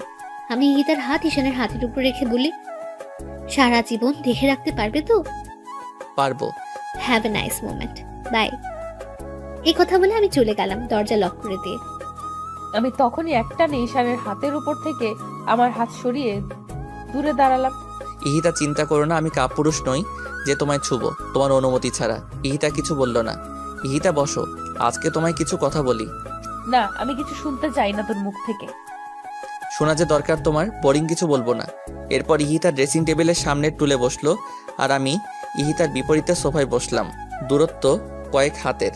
আমি ইহিতার দিকে তাকিয়ে বলি, প্রথম দেখেছিলাম 11ই জানুয়ারি 2013 বিকেল 5:56 এই লন্ডন থেকে এসেছি, বাংলাদেশে 3 দিন হবে। তুমি এসএসসি দিবে। ভাইয়ের সাথে মার্কেটে গিয়েছিলাম বৌমনির জন্য গিফট কিনতে। সিটি ম্যাক্সের পাশের দোকানে ছিলে তুমি। বের হওয়ার সময় তোমার দিকে চোখ যায় আমার। White T shirt, black jeans আর স্ট্রেট করা চুলগুলো একদম খোলা, সাথে তোমার বাবা ছিল। আমি এক দৃষ্টিতে তোমার দিকে তাকিয়েছিলাম। তখন ভাইয়া বলল, এমন করে কি দেখছি? আমি বললাম, একটা পরীকে। তখন ভাইয়া হেসে দিল আর বলল, ওই মেয়ের ডিটেলস আমার জানা, বাসায় চলো বলছি। আমি তখন ভাইয়াকে জিজ্ঞেস করেছিলাম, কিভাবে চিনো? ভাইয়া বলল, আশরাফ চৌধুরী মেয়েকে সবাই চিনে। তখন ভাইয়া সব বলল, তোমার জেদ, তোমার অহংকার, তোমার ডোন্ট কেয়ার অ্যাটিটিউড সম্পর্কে। আমি তখন ভাইয়াকে প্রমিস করেছিলাম ওকে আমি আমার করব। তখন থেকে শুরু হলো আমার ভাবনা তোমায় নিয়ে। যতই ভাবতাম ততই ভালো লাগতো। লন্ডনে আমার রুমে তোমার ছবি লাগানো, সেইগুলো দেখতাম আর ভাবতাম কবে তুমি বড় হবে। যখন আমার পিএইচডি কমপ্লিট হলো তখনই ভাইয়াকে বলে প্ল্যান করে তোমার ভার্সিটিতে যাই। প্রিন্সিপাল স্যার সব জানেন। আর যেদিন তোমায় চর মেরেছিলাম সেই দিন আমি নিজের হাত কেটেছি, এই দেখো। তার সামনে হাত বাড়িয়ে দিয়ে, বৌমনি খুব বকেছিল সেই দিন যখন তুমি আমার দেওয়া ড্রেসটা কেটে ফেলেছিলে। তখন অনেক রাগ হয় আমার, আর তাই আমি তোমাকে এইভাবে বিয়ে করে নিয়ে আসি। বলো, আমার ভাবনা আর আমার কাজে কি কোনো ভুল ছিল? একটাই তোর ভুল, সেইটা আমায় ভালোবাসা আর বিয়ে করা। সেই ভুল তুমি চাইলে শুধরে দিতে পারো। মরে গেলেও না, কখনো তোকে মেনে নিব না আমি, শুনেছিস তুই? তাহলে তো আমার পাগলামি অ্যাপ্লাই করতে হবে আমার বউয়ের উপর। How dare you! তোর বউ কে? এই সুন্দরী আর পরীটা। চলো ঘুমাবে। তোর সাথে না। হ্যাঁ, আমার সাথেই, আর আমার বুকের উপরে। হোয়াট? ইহিতাকে আমি কোলে তুলে নিলাম। ইহিতা আমার পিঠে মারছে ওকে ছাড়ার জন্য, কিন্তু আমি শুনছি না। আমি ইহিতাকে ফুল দিয়ে সাজানো বিছানায় শুয়ে দিলাম। ইহিতা এক সাইড হয়ে শুয়ে পড়লো। আমি বিছানায় শুই আর ইহিতাকে টেনে ওর পাশে নিয়ে আসি। আমাকে তুই টাচ করবি না, তুই তোর মতো থাক আর আমায় আমার মতো থাকতে দে। না, তোমায় টাচ করার পুরো অধিকার আছে আমার। কিন্তু এখন যদি তুমি চুপচাপ আমার কাছে না ঘুমাও তাহলে তোমার সাথে নেক্সটে যা করব তার জন্য তুমি প্রস্তুত থাকবে না ইহিতা। সো বুঝতেই পারছো কি করব। ঈশান, তুই আমাকে তুলে নিয়ে বিয়ে করেছিস বলে আমার সব স্বাধীনতা আর চাওয়া পাওয়া হরণ করে নিসনি। আমাকে আমার মতো থাকতে না দিলে অবস্থা তোর আরো খারাপ হবে। ইহিতা চুপ করো, পাশে ভাইয়া ডুম। এত রাতে চেঁচালে তারা কি ভাববে? হোয়াট দা, আমার বুক সেলফ অফ মরিয়াম, মুখে হাত দিয়েছিস কেন? ঘুমাও তো, আর যেভাবে আছো সেইভাবেই ঘুমাও। ঈশান, ছাড় আমায়। এই মেয়ে তো আমার কথাই শুনছে না। স্কচটেপ নিয়ে আসবো এখন, দেখো। তুই আমায়, আমি কিছু বলার আগেই ঈশান আমাকে কিস করে দেয় আর আমি চুপ হয়ে রাগী দৃষ্টিতে তাকিয়ে থাকি ঈশানের দিকে। আর ঈশান আমাকে জড়িয়ে ধরে ঘুমিয়ে যায়। আমি আনইজি তো ফিল করছি, সাথে রেগেও আছি। এই ছেলে পেয়েছেটা কি? যখন ইচ্ছে আমায় মারবে আর যখন ইচ্ছে আমায় কিস করবে। আমি সব রাগ একসাথে করে ঘুমিয়ে পড়ি। সকালবেলা আমি ঘুম থেকে জেগে দেখি ঈশান এখনো আমাকে জড়িয়ে ধরে ঘুমাচ্ছে আর আমার গলায় ঈশানের মুখের খোঁচা খোঁচা দাড়ি লাগছে। আমি একটু সরে গিয়ে উঠতে যাই, তখন দেখি আমার শাড়ির আঁচল ঈশানের পিঠের নিচে। আমি লজ্জায় শেষ হয়ে যাই। এই ঈশানকে ডাকলেই তো উঠে যাবে। এইভাবে আরো লজ্জা পাবো। এখন কি করব কিছুই ভেবে পাচ্ছি না। ঈশানের প্রতি রাগ হচ্ছে, কেন ও আমাকে জড়িয়ে ধরতে গেল। আমি নড়াচড়া করতে থাকি অস্থিরতায়। ঈশানের ঘুম ভেঙে যায় নড়াচড়াতে। ঈশান দেখে আমি জেগে গেছি আর কাপড় চোপড় ঠিক নেই, শাড়ি পরার অভ্যাস নেই। তাই ঈশান আমার দিকে তাকিয়ে মুচকি হাসি দেয়। আমার তো তখন রাগে গা জ্বলতে থাকে। আমি একটানে শাড়ির আঁচলটা পরে বিছানা থেকে উঠে শাড়িটা ঠিক করতে থাকি। পারছি না ঠিক করতে, আবার সব খুলে যাচ্ছে। আমি হাতের উপর মাথা রেখে মায়াবী দৃষ্টিতে দেখছি ইহিতার কর্মকাণ্ড আর হাসছি।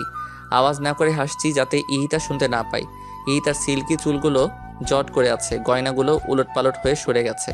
ইহিতা যত শাড়ি ঠিক করেছে ততই খুলে যাচ্ছে। ইহিতা এবার প্রচণ্ড ক্ষেপে যায়, শাড়ি ফেলে দিয়ে বিছানায় বসে পড়ে। আমার দিকে একবারও তাকাচ্ছে না ইহিতা। আমি বিছানা থেকে উঠে ইহিতাকে দাঁড় করাই আর ইহিতার শাড়ি ঠিক করে দেই, ইহিতার চুল ঠিক করে দেয়। ইহিতা বিরক্ত হয়ে সহ্য করলো। ইহিতা রেডি হয়ে ভাবির কাছে গেল। ভাবি টেবিলে খাবার সার্ভ করছিল আর ভাইয়া কফি খাচ্ছিল। ইহিতা ভাবিকে বলল, গুড মর্নিং বৌমনি আর গুড মর্নিং ভাইয়া। Good morning Ihita. দুজন একসাথে বললাম। ঈশান কই? জানি না। আচ্ছা বসো তুমি। ইহিতা বসে পেপার পড়ছিল। ইহিতার বাবা আসলো। বাবাকে দেখে ইহিতা দাঁড়িয়ে যায় আর জড়িয়ে ধরে। চৌধুরী সাহেব আমার হাতে এক ব্যাগ ওষুধ দিয়ে যান, কিন্তু সবগুলো নাম ওঠানো। আমি অবাক হয়ে যাই। আঙ্কেল, এই মেডিসিনগুলো কেন? ইতিরাকে প্রতিদিন 2টা করে খাইয়ে দিও, মনে করে প্লিজ। আমার মামিটাকে দেখো। কিন্তু আঙ্কেল, এতগুলো মেডিসিন, তাও নাম ছাড়া। আর কিসের ওষুধ এগুলো? আমার বুঝ হওয়ার পরেই দেখছি বাবা প্রতিদিন 2টা করে এই ওষুধ আমায় খাওয়ায়, কিন্তু কোনো দিন বলেনি কিসের ওষুধ। আঙ্কেল বলেন কিসের ওষুধ? এত কিছু বলতে পারবো না, আমার অফিসের টাইম হয়ে গেল, যেতে হবে। আর ওষুধগুলো খাইয়ে দিও প্লিজ। এ কথা বলে হনহন করে বেরিয়ে যায় হিতার বাবা। আমি আর আইমান দুজন দুজনের দিকে তাকিয়ে আছি। ইহিতা ওষুধগুলো নিয়ে ঘরে চলে আসে। ঈশানকে কেউ কিছু বলল না, সবাই নর্মালি নিল ব্যাপারটা, কিন্তু আমার মনে খটকা লেগে গেল। আমি সবাইকে খাবার সার্ভ করলাম, সবাই খেয়ে দিয়ে উঠে গেল। আমি আইমানকে বললাম ইহিতার ব্যাপারটা। আইমান আমাকে বলল, হবে হয়তো কিছু, বাদ দাও, খেতেই পারে। আমিও আর মাথা ঘামালাম না। আমি ইহিতাকে ওষুধ খেতে বললাম। ইহিতা ওষুধ খাওয়ার পর আমি ইহিতাকে ছবির অ্যালবাম দেখাতে বসলাম। পাশে ঈশান বসে জুস খাচ্ছে। আইমান অফিসে। আমি ইহিতাকে আগে আমাদের বিয়ের ছবি দেখালাম। ইহিতা হাসছে আর দেখছে, আর ঈশান ইহিতার দিকে মন্ত্রমুগ্ধ হয়ে তাকিয়ে আছে। এরপর আমি ঈশানের ছবি দেখালাম ইহিতাকে। আমি হা হয়ে দেখছি আর পাতা উল্টাচ্ছি। অনেক সুন্দর লাগছে ঈশানকে। এরপর আমি আর চোখে ঈশানকে দেখলাম। এমনিতেও ঈশান দেখতে মাশাআল্লাহ। একটু পর ঈশানের ফোনে ঈশানের বেস্ট ফ্রেন্ড নাদিরা কল করলো। ঈশান আমার আর বৌমনির সামনেই ফোন রিসিভ করলো। হ্যালো নাদিরা, কেমন আছিস? হ্যাঁ আমিও ভালো আছি। বাংলাদেশে আসছিস কবে? তাড়াতাড়ি আয়। এসব শুনে আমি রাগে দাঁড়িয়ে যাই। এরপর আমি সেখান থেকে ঘুরে চলে যাই আর ওয়াশরুমে গোসল করতে ঢুকি, কিন্তু কোনো কাপড় নিয়ে যাইনি। আমার সেই খেয়াল ছিল না। ডাক্তারের কথা শুনে আমি মাটিতে বসে পড়লাম আর হতভম্ব হয়ে ডাক্তারের দিকে তাকিয়ে রইলাম। ইহিতার বাবা চশমা খুলে ফ্লোরে বসে পড়লেন। আমি একদম নিস্তব্ধ হয়ে গেছি। আমার কি বলা উচিত বা কি বলবো সেটাই জানি না। কেবিন থেকে নার্স এসে ডাক্তারকে বলল, স্যার, পেশেন্ট তার বেবিকে দেখতে চাইছে, কি করব? যা করতে চাইছে করতে দাও, আটকিও না। আশরাফ, হিয়াকে হসপিটালে নিয়ে আয়। ভাইয়া খুব দ্রুত বাসায় ফোন করলো আর আম্মুকে বলল হিয়াকে নিয়ে ইমিডিয়েট হসপিটালে আসতে। ভাইয়া আমাকে উঠিয়ে কেবিনে নিয়ে গেল। আমি এক দৃষ্টিতে তাকিয়ে আছি ইহিতার দিকে। চোখগুলো লাল রঙের হয়ে গেছে। ইহিতার চোখ থেকে ঝর্ণা বইছে। কে কাকে কি বলবে কিছু বুঝতে পারছি না কেউ। ইহিতা আমার হাতের উপর হাত রাখলো। হিয়ার আব্বু, এই হিয়ার আব্বু, কথা বলবে না হিয়ার আম্মুর সাথে? কথাগুলো বলতে গিয়ে ইহিতার গলা ধরে আসছিল। আমি এখনো কিছু বলছি না, শুধু তাকিয়ে আছি। হিয়ার আব্বু শোনো, আমার হিয়াকে দেখো কিন্তু। তুমি তোমার খেয়াল রেখো আর কখনো আমায় মনে করে কেঁদো না কিন্তু। হিয়াকে সর্বোচ্চ দিয়ে ভালোবেসো। আমি থাকবো না তো কি হয়েছে, হিয়া তো আছে। একটা বিয়ে করো আমার ছোট্ট হিয়ার জন্য। আর শোনো, তাকে ভালোবেসো অনেক। আর একটা অনুরোধ রাখবে।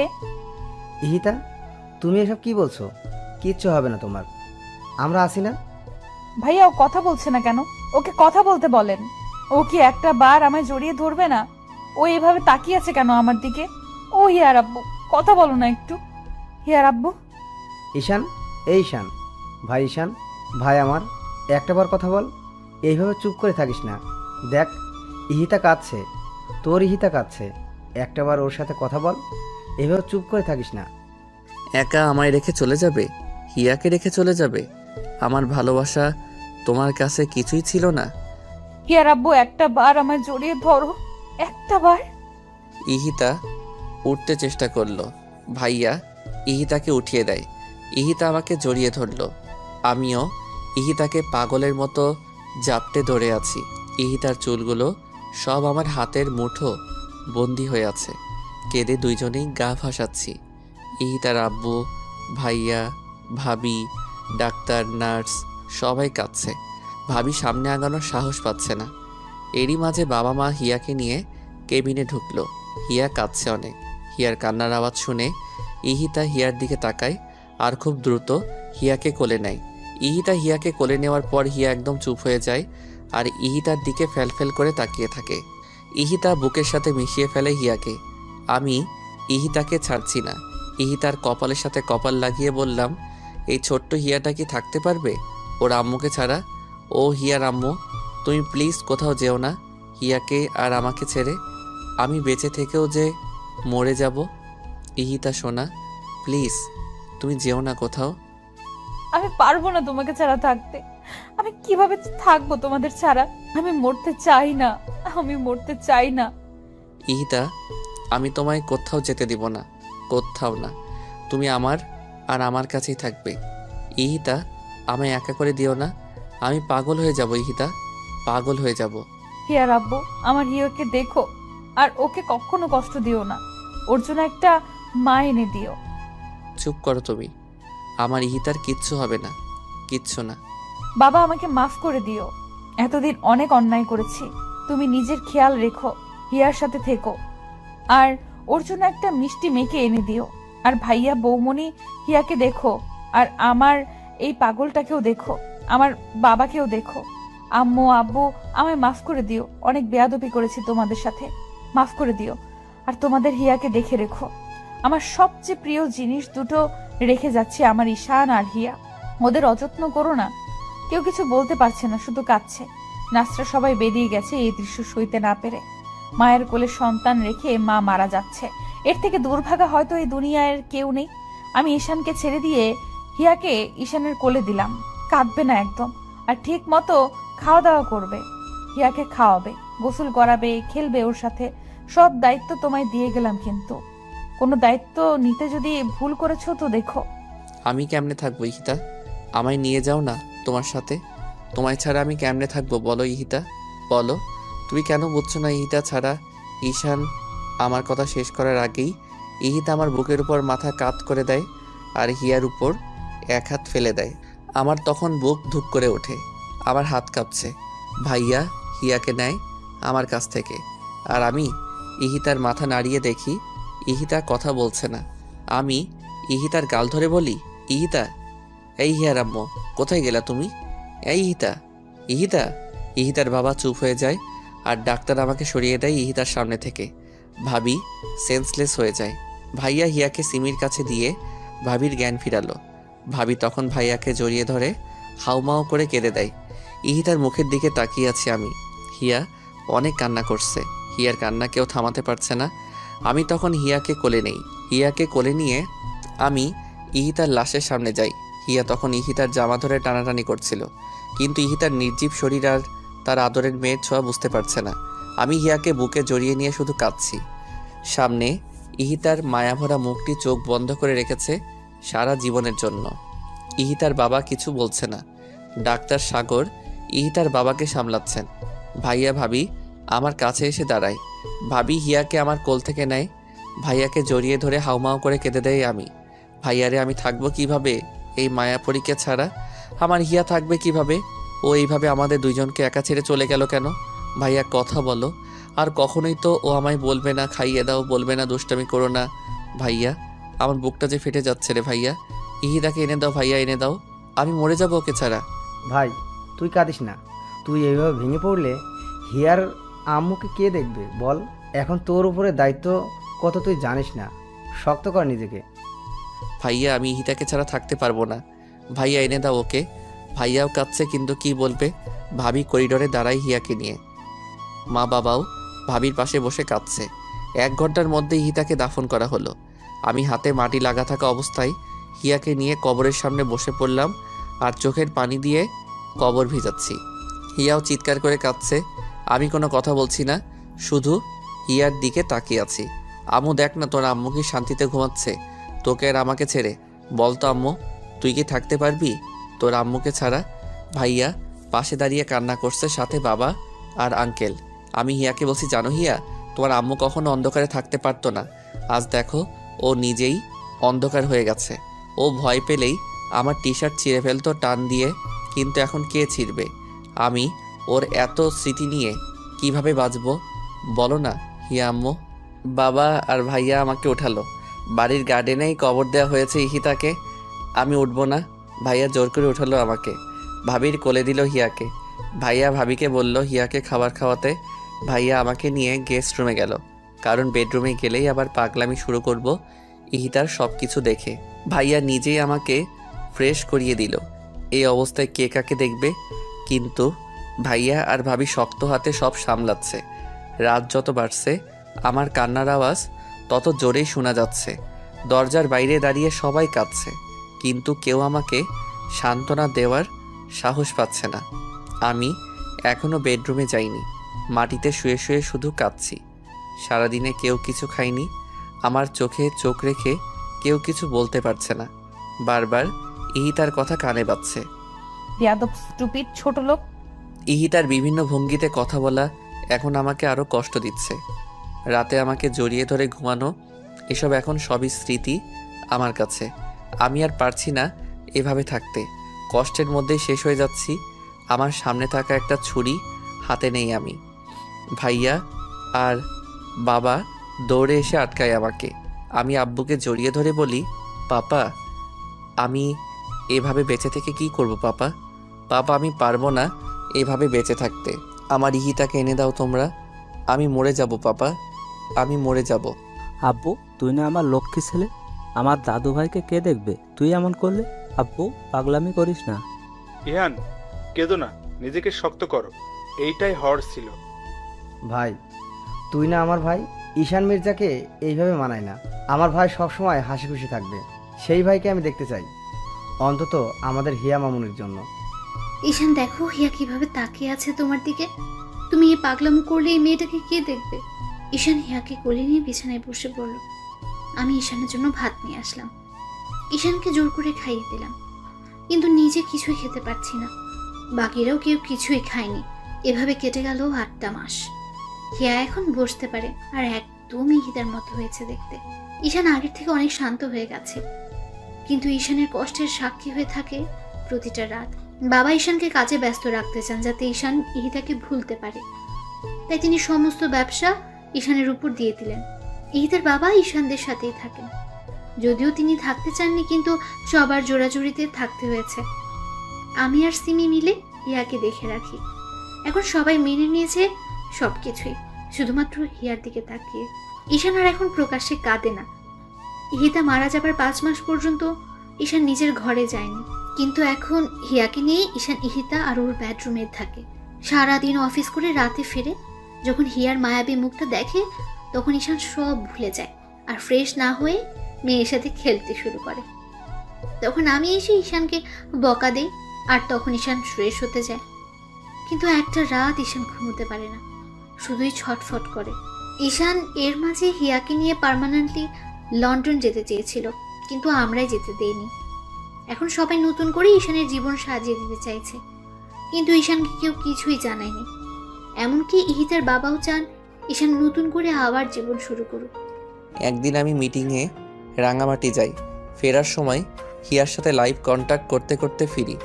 ভাবি হিয়ার সামনে ফোন দিয়ে রেখেছে আর আমি হিয়ার সাথে কথা বলছি। হিয়া এখন পাপা বলতে পারে। রাস্তায় আসার সময় হঠাৎ আমি গাড়ি ব্রেক করি। খুব দ্রুত গাড়ি ব্রেক করায় কলটা কেটে যায়। আমি সামনে তাকিয়ে দেখি একটা মেয়ে হাত দিয়ে ইশারা করছে গাড়ি থামানোর জন্য। আমি গাড়ি থামানোর সাথে সাথে মেয়েটা আমার গাড়িতে উঠে পড়ে। আমি রেগে যাই, আমার গাড়িতে এইভাবে বসলেন কেন? আমি বাড়ি থেকে পালিয়ে এসেছি, প্লিজ গাড়ি স্টার্ট করুন, নয়তো ওরা আমায় ধরে নিয়ে যাবে। প্লিজ তাড়াতাড়ি চলুন না। হোয়াট? আপনি আমাকে বলছেন গাড়ি স্টার্ট করতে, আর আপনি কি বললেন? পালিয়ে এসেছেন? নামুন আমার গাড়ি থেকে। ননসেন্স কোথাকার, নামুন বলছি। প্লিজ আপনি এমন করবেন না, আমি অনেক বিপদে আছি, আপনি এখান থেকে চলুন প্লিজ, আপনাকে আমি সব বলছি। দেখে তো মনে হচ্ছে আজকে আপনার বিয়ে ছিল, তা বিয়ের স্টেজ থেকে কি পালিয়েছেন? প্লিজ আগে তো এখান থেকে চলুন, আপনাকে আমি সব বলছি। আমি গাড়ি স্টার্ট করে সেখান থেকে চলে এলাম। আমি অদ্রিকা, সিঙ্গাপুর থেকে দেশে ফিরেছি 3 দিন হলো, আর এসেই শুনি আমার ফুপি আমার বিয়ে ঠিক করেছেন। আমি বিয়ে করব না বলেই পালিয়ে এসেছি। তা বিয়ে কেন করবেন না? বয়ফ্রেন্ড আছে? আরে না, ওইসব কিছু না, সে অনেক কথা। সরি, আপনাকে আমি ঝামেলায় ফেলে দিলাম। নামবেন কোথায়? কোথায় নামবো জানি না, ঢাকাতে আমার কোনো রিলেটিভ থাকে না। আজীব তো, কোথায় নামবেন জানেন না আর আমার গাড়িতে উঠলেন। যদি কিছু মনে না করেন আপনাকে একটা কথা বলি। হুম। আপনি মেরিন রেজিস্ট্রিতে সাইন করতে পারেন, যাতে আমি আমার ফুপিকে দেখাতে পারি আমি ম্যারিড। কথা দিচ্ছি আপনার কোনো ঝামেলা হবে না, ফুপি ট্রাস্ট করলে আমি আপনাকে ছেড়ে দেব আর আমি বাইরে চলে যাব। লোকটা এই কথা শুনে গাড়ি খুব জোরে ব্রেক করলো আর বলল, কি বললেন আপনি? আসলে আমার ছেলে ফ্রেন্ডদের সবাইকে ফুপি চিনে তো, তাই, নয়তো ওদেরই হেল্প নিতাম। নামুন আমার গাড়ি থেকে, just get down from my car. আমি অদ্রিকাকে রাগে গাড়ি থেকে নামিয়ে দিলাম। অদ্রিকা অসহায়ের মতো তাকিয়েছিল আমার দিকে, কিন্তু আমি এতটাই রেগে গেছি বিয়ের কথা শুনে যা বলার বাইরে, তাই আমি অদ্রিকাকে একা ফেলেই চলে গেলাম। কিছু দূর যাওয়ার পর ভাবি ফোন দেয়। ফোন রিসিভ করে বলো, বৌমণি। আর কতক্ষণ লাগবে আসতে? হিয়া কাঁদছে কিন্তু। ঘন্টাখানেক লাগবে বৌমণি। মেজাজ এত চওড়া কেন? এমনি। বলো কেন? এরপর আমি ভাবিকে সব বললাম। এসব শুনে ভাবি রেগে গেল আমার উপর। কাজটা তুমি ঠিক করলে না ঈশান। ভুল কি করেছি বৌমণি? ওই মেয়ের সাহস হয় কি করে আমার ইহিতার জায়গা চাওয়ার? মেয়েটা নিশ্চয়ই কোনো বিপদে পড়েছে তাই এমন করে বলেছে। তুমি যাও ওকে ফিরিয়ে নিয়ে আসো, আর সেটা আমি বলছি ঈশান। কিন্তু বৌমণি। কোনো কিন্তু না ঈশান, আদ্রিকাকে নিয়ে বাসায় ঢুকবে। ফোন রাখছি আমি। আমি এইবার কন্ট্রোলের বাইরে চলে গেলাম। রাগে গাড়ি ঘোরালাম আর গাড়ির স্পিড 85 কিলোমিটার পার আওয়ার করলাম। আমি যেখানে অদ্রিকাকে নামিয়ে দিয়েছিলাম সেখানে অদ্রিকা বসেছিল। ও কোনো ফোন আনেনি যে কাউকে ফোন করবে, আর কাকেই বা করবে ফোন। এসব ভেবে ভেবে অদ্রিকা পাগল হয়ে যাচ্ছে। আচমকাই আমার গাড়ি অদ্রিকার সামনে থামলো। অদ্রিকা আমাকে বলল, আপনি? গাড়িতে বসেন অ্যান্ড ফার্স্ট, আমায় তাড়াতাড়ি বাসায় যেতে হবে। কিন্তু জাস্ট শাট আপ, যা বলেছি করুন। এরপর অদ্রিকা গাড়িতে বসলো। আমি অদ্রিকাকে পেছনে বসতে বললাম। অদ্রিকা চুপচাপ বসে আছে। প্রায় 2.25 ঘন্টা পর আমি বাসায় আসলাম। আমার বাসা দেখে অদ্রিকা অবাক হলো। এত সুন্দর আর এত বড় বাসা? আমি আগে আগে চলে গেলাম আর অদ্রিকা পিছু পিছু আসলো। ভাবি ড্রয়িং রুমে বসে হীরার সাথে খেলছিল, সাথে সিমি ছিল। আমি এসে আগে হিয়াকে কোলে নিয়ে চুমু খেলাম। ভাবি অদ্রিকাকে জিজ্ঞেস করলো, Adrika, am I right? Adrika ভ্যাবাচিকা খেয়ে গেল আমার কথা শুনে। জি, কিন্তু আপনি জানলেন কিভাবে? ঈশান ফোনে বলেছে। ও, আসলে আমি জানতাম না উনি বিবাহিত আর আপনার মতো কিউট একটা ওয়াইফ আছে। ওনার আর এই মায়াপুরীটা আছে। সরি, আমার ভুলের জন্য। তুমি কি বললে? ঈশান আমার ভাই হয়, আমার দেবরও। এই মেয়ের মাথায় প্রবলেম আছে বৌমনি, সেইটা তোমায় আগেই বলেছিলাম। তোমার জন্যই এই উটকো ঝামেলাকে আনতে হলো আমার। সরি, আমি বুঝিনি আসলেই। It's okay. তাহলে এই বেবিটা? ঈশানেরই মেয়ে। ও, বাবুর আম্মু কোথায়? আমার এই কথা শুনে ঈশান রেগে গেল আর বলল, গেস্ট হয়ে এসেছেন, সেই মতোই থাকবেন, বেশি কথা একদম বলবেন না। ওর কথা কিছু মনে করো না, ওর জীবনের রঙিন সময় হারিয়ে গেছে একটা আকস্মিক দুর্ঘটনায়। মানে? এরপর তিন্নি ভাবি আমাকে সব বলল। আমি কেঁদে দিলাম, সাথে সিমি আর ভাবি কাঁদছে। এত বড় একটা ঘটনা ঘটে গেছে ওনার সাথে। এই মায়াপুরীটা কিভাবে আছে মায়ের আদর ছাড়া? ঈশানের ভালোবাসায় মেয়েকে চোখের আড়াল করে না ঈশান। হয়তো ঈশান মুখে কিছু বলে না, কিন্তু ওর নিঃশ্বাস আর প্রশ্বাস জুড়েই হিতা আছে। সকালে যখন মামুনিকে আনতে যাই তখন বুঝি কত রাত ঘুমায় না ঈশান, কিন্তু কেউ কিছু বলতে পারি না আমরা। ও কষ্ট পাবে বলে এখন নিশ্চয়ই ঈশান কাঁদছে। আমি বুঝতে পারিনি। যাও তুমি ফ্রেশ হয়ে আসো। সিমি, ওকে গেস্ট রুমে নিয়ে যাও, আলমারিতে নতুন কাপড় রাখা আছে, যেটা ইচ্ছে পরে নিও। আচ্ছা। অদ্রিকা ফ্রেশ হয়ে ভাবির কাছে যায়। ভাবি লাঞ্চ সার্ভ করছিল। আমি এখনও নিচে নামিনি। হিয়াকে ঘুম পাড়িয়ে দিয়ে নিচে খেতে আসলাম। অদ্রিকা একটু দূরে দাঁড়িয়েছিল। আমার চোখ মুখ ফোলা আর চোখ লাল হয়ে আছে, সেইটা অদ্রিকা আর ভাবি দুইজনই খেয়াল করলো। অদ্রিকা নিজেকে দোষ দিচ্ছে এসবের জন্য। মা, পাপা, ভাইয়া কেউ বাসায় নেই, সবাই রাতে আসবে। আমি খুব দ্রুত কোনো রকম খেয়ে উঠে নিজের ঘরে চলে গেলাম। ভাবিও আর কিছু জিজ্ঞেস করলো না। লাঞ্চ শেষ করে ভাবি আর অদ্রিকা একসাথে বসলো। ভাবি অদ্রিকার প্রবলেম সম্পর্কে জানতে চাইলে অদ্রিকা সব বলল। ঘটনাটা ছিল, অদ্রিকার বাবা মা মারা যাওয়ার আগে অদ্রিতাকে সব সম্পত্তি দিয়ে যান, কিন্তু অদ্রিকার ফুপি সেই সম্পত্তি পাওয়ার জন্য ফালতু একটা বেকার ছেলের সাথে অদ্রিকার বিয়ে দিতে চায়, কিন্তু অদ্রিকা সেখান থেকে পালিয়ে আসে। অদ্রিকা সবেমাত্র পড়াশোনা শেষ করে দেশে ফিরেছে, আর এর মাঝেই সে তার ফুপির আসল রূপ দেখতে পায়। এসব বলতে বলতে অদ্রিকা একটা দীর্ঘ নিঃশ্বাস ফেলল। এর মাঝে অদ্রিকা একবারও আমার বেডরুমে যায়নি। অদ্রিকা আসার পর ভাবি একজন সঙ্গী পেয়েছে, কিন্তু অদ্রিকার নিজেকে ঝামেলা মনে হচ্ছে। হঠাৎ করে অদ্রিকা নিজের অজান্তে আমাকে কষ্ট দিয়ে ফেলল। এসব ভেবে অদ্রিকার মন ভীষণ খারাপ। রাত পর্যন্ত আমি নিচে নামলো না। ভাবিও 3 বার গিয়ে হিয়াকে দেখে এসেছে, কিন্তু অদ্রিকা আসেনি একবারও আমার ঘরে। রাতে সবাই একসাথে ডিনার করলাম। রাতে যখন সবাই খেতে বসলো তখন সবাই ভাবিকে জিজ্ঞেস করছিল এই মেয়েটা কে। এরপর ভাবি অদ্রিকার সব কথা বলল সবাইকে। আমি চুপচাপ খাচ্ছি, আর হিয়া সিমির কোলে। অদ্রিকাকে দেখে হিয়া অদ্রিকার কোলে আসতে চাইছে। অদ্রিকাও ছটফট করছে হিয়াকে কোলে নেওয়ার জন্য। এরপর অদ্রিকা খাওয়া শেষ না করেই হিয়াকে কোলে নিল। হিয়াকে কোলে নেওয়ার পর হিয়া অদ্রিকার চুল ধরে হেসে দেয়। অদ্রিকা হিয়াকে চুমু দিল। এরপর হিয়াকে কোলে নিয়ে খাওয়া শেষ করলো অদ্রিকা। সবাই হিয়ার দিকে তাকিয়েছিল। কতটা খুশি হয়েছে হিয়া অদ্রিকাকে পেয়ে। আমি খাওয়া শেষ করেই হিয়াকে নিয়ে উপরে চলে গেলাম। হিয়া তখন কেঁদে দিল, কিন্তু আমি হিয়াকে থামাতে থামাতে উপরে উঠে গেলাম। অদ্রিকার মন খারাপ হয়ে গেল আমার এমন ব্যবহারে। অদ্রিকাকে তখন ভাবি বলল, কিছু মনে করো না। না বৌমনি। রাতে আমি গেস্ট রুমে ঘুমিয়ে পড়লাম। খাওয়া দাওয়া শেষ করে ইতিহার বাবা, ইহানের মা, ঈশানের পাপা, ভাবি আর ভাইয়াকে ডাকলো। মেয়েটা তো ভালোই বৌমা। হ্যাঁ মা, অনেক হাসি খুশি একটা মেয়ে। দেখতেও অনেক সুন্দরী, আর হায়ার এডুকেশনও। হ্যাঁ আঙ্কেল, আসলে আপনারা যদি অনুমতি দেন তাহলে আমি একটা কথা বলবো। বলো। আজকে হিয়া আদ্রিকার কোলে অনেক খুশি ছিল। মনে হলো আদ্রিকাকে ও আগে থেকেই চেনে, আর ঈশানের সারাটা জীবন পড়ে আছে।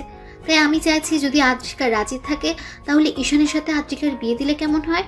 বৌমা, আমরাও এই কথাটাই ভাবছিলাম। ছেলেটার কত একা থাকবে, ওর তো একটা চাওয়া পাওয়া আছে, আর ওর মন থেকে ইহিতার স্মৃতি মুছার জন্য একটা ওয়ে দরকার, আর এইটা হচ্ছে অদ্রিকার মতো ভালো আর রুচিশীল একটা মেয়ের সঙ্গ। হ্যাঁ বেয়াই, আপনি ঠিক কথাই বলেছেন। কিন্তু পাপা, ঈশান তো রাজি হবে না, আর ও চাইবে না আবার বিয়ে করতে। জানি আইমান, কিন্তু ওকে তো রাজি করাতে হবে, নয়তো এই ছোট মেয়েটা তো মায়ের আদর থেকে সারা জীবন বঞ্চিত হবে। ঈশানকে বলে দেখবো আমরা কালকে সন্ধ্যায়, বলবো যখন ও বাসায় আসবে। পাপা, আমিও একটু খোঁজ নিই অদ্রিকার, কালকের মধ্যেও খোঁজ নিচ্ছি আমি। সেইটাই ভালো। আমি হিয়াকে ঘুম পাড়িয়ে বারান্দায় দাঁড়িয়ে আছি। আমার কিছুতেই ঘুম আসছে না। এই বারান্দায় দাঁড়িয়ে কত মজা করেছে আমি আর ইহিতা, সেসব ভেবেই কাঁদছি। বারবার মনে হয় এই বুঝি ইহিতা ফিরে আসবে আর বলবে আমি এসে গেছি। তো আর কত কাঁদবে। তার 8 মাসের ছোট্ট মেয়েটা মাত্র 7 দিনে পেয়েছে মায়ের আদর। আরও একটা নির্ঘুম রাতের সমাপ্তি হলো আমার। সকালে রেডি হয়ে টেবিলে আসলাম ব্রেকফাস্ট করার জন্য।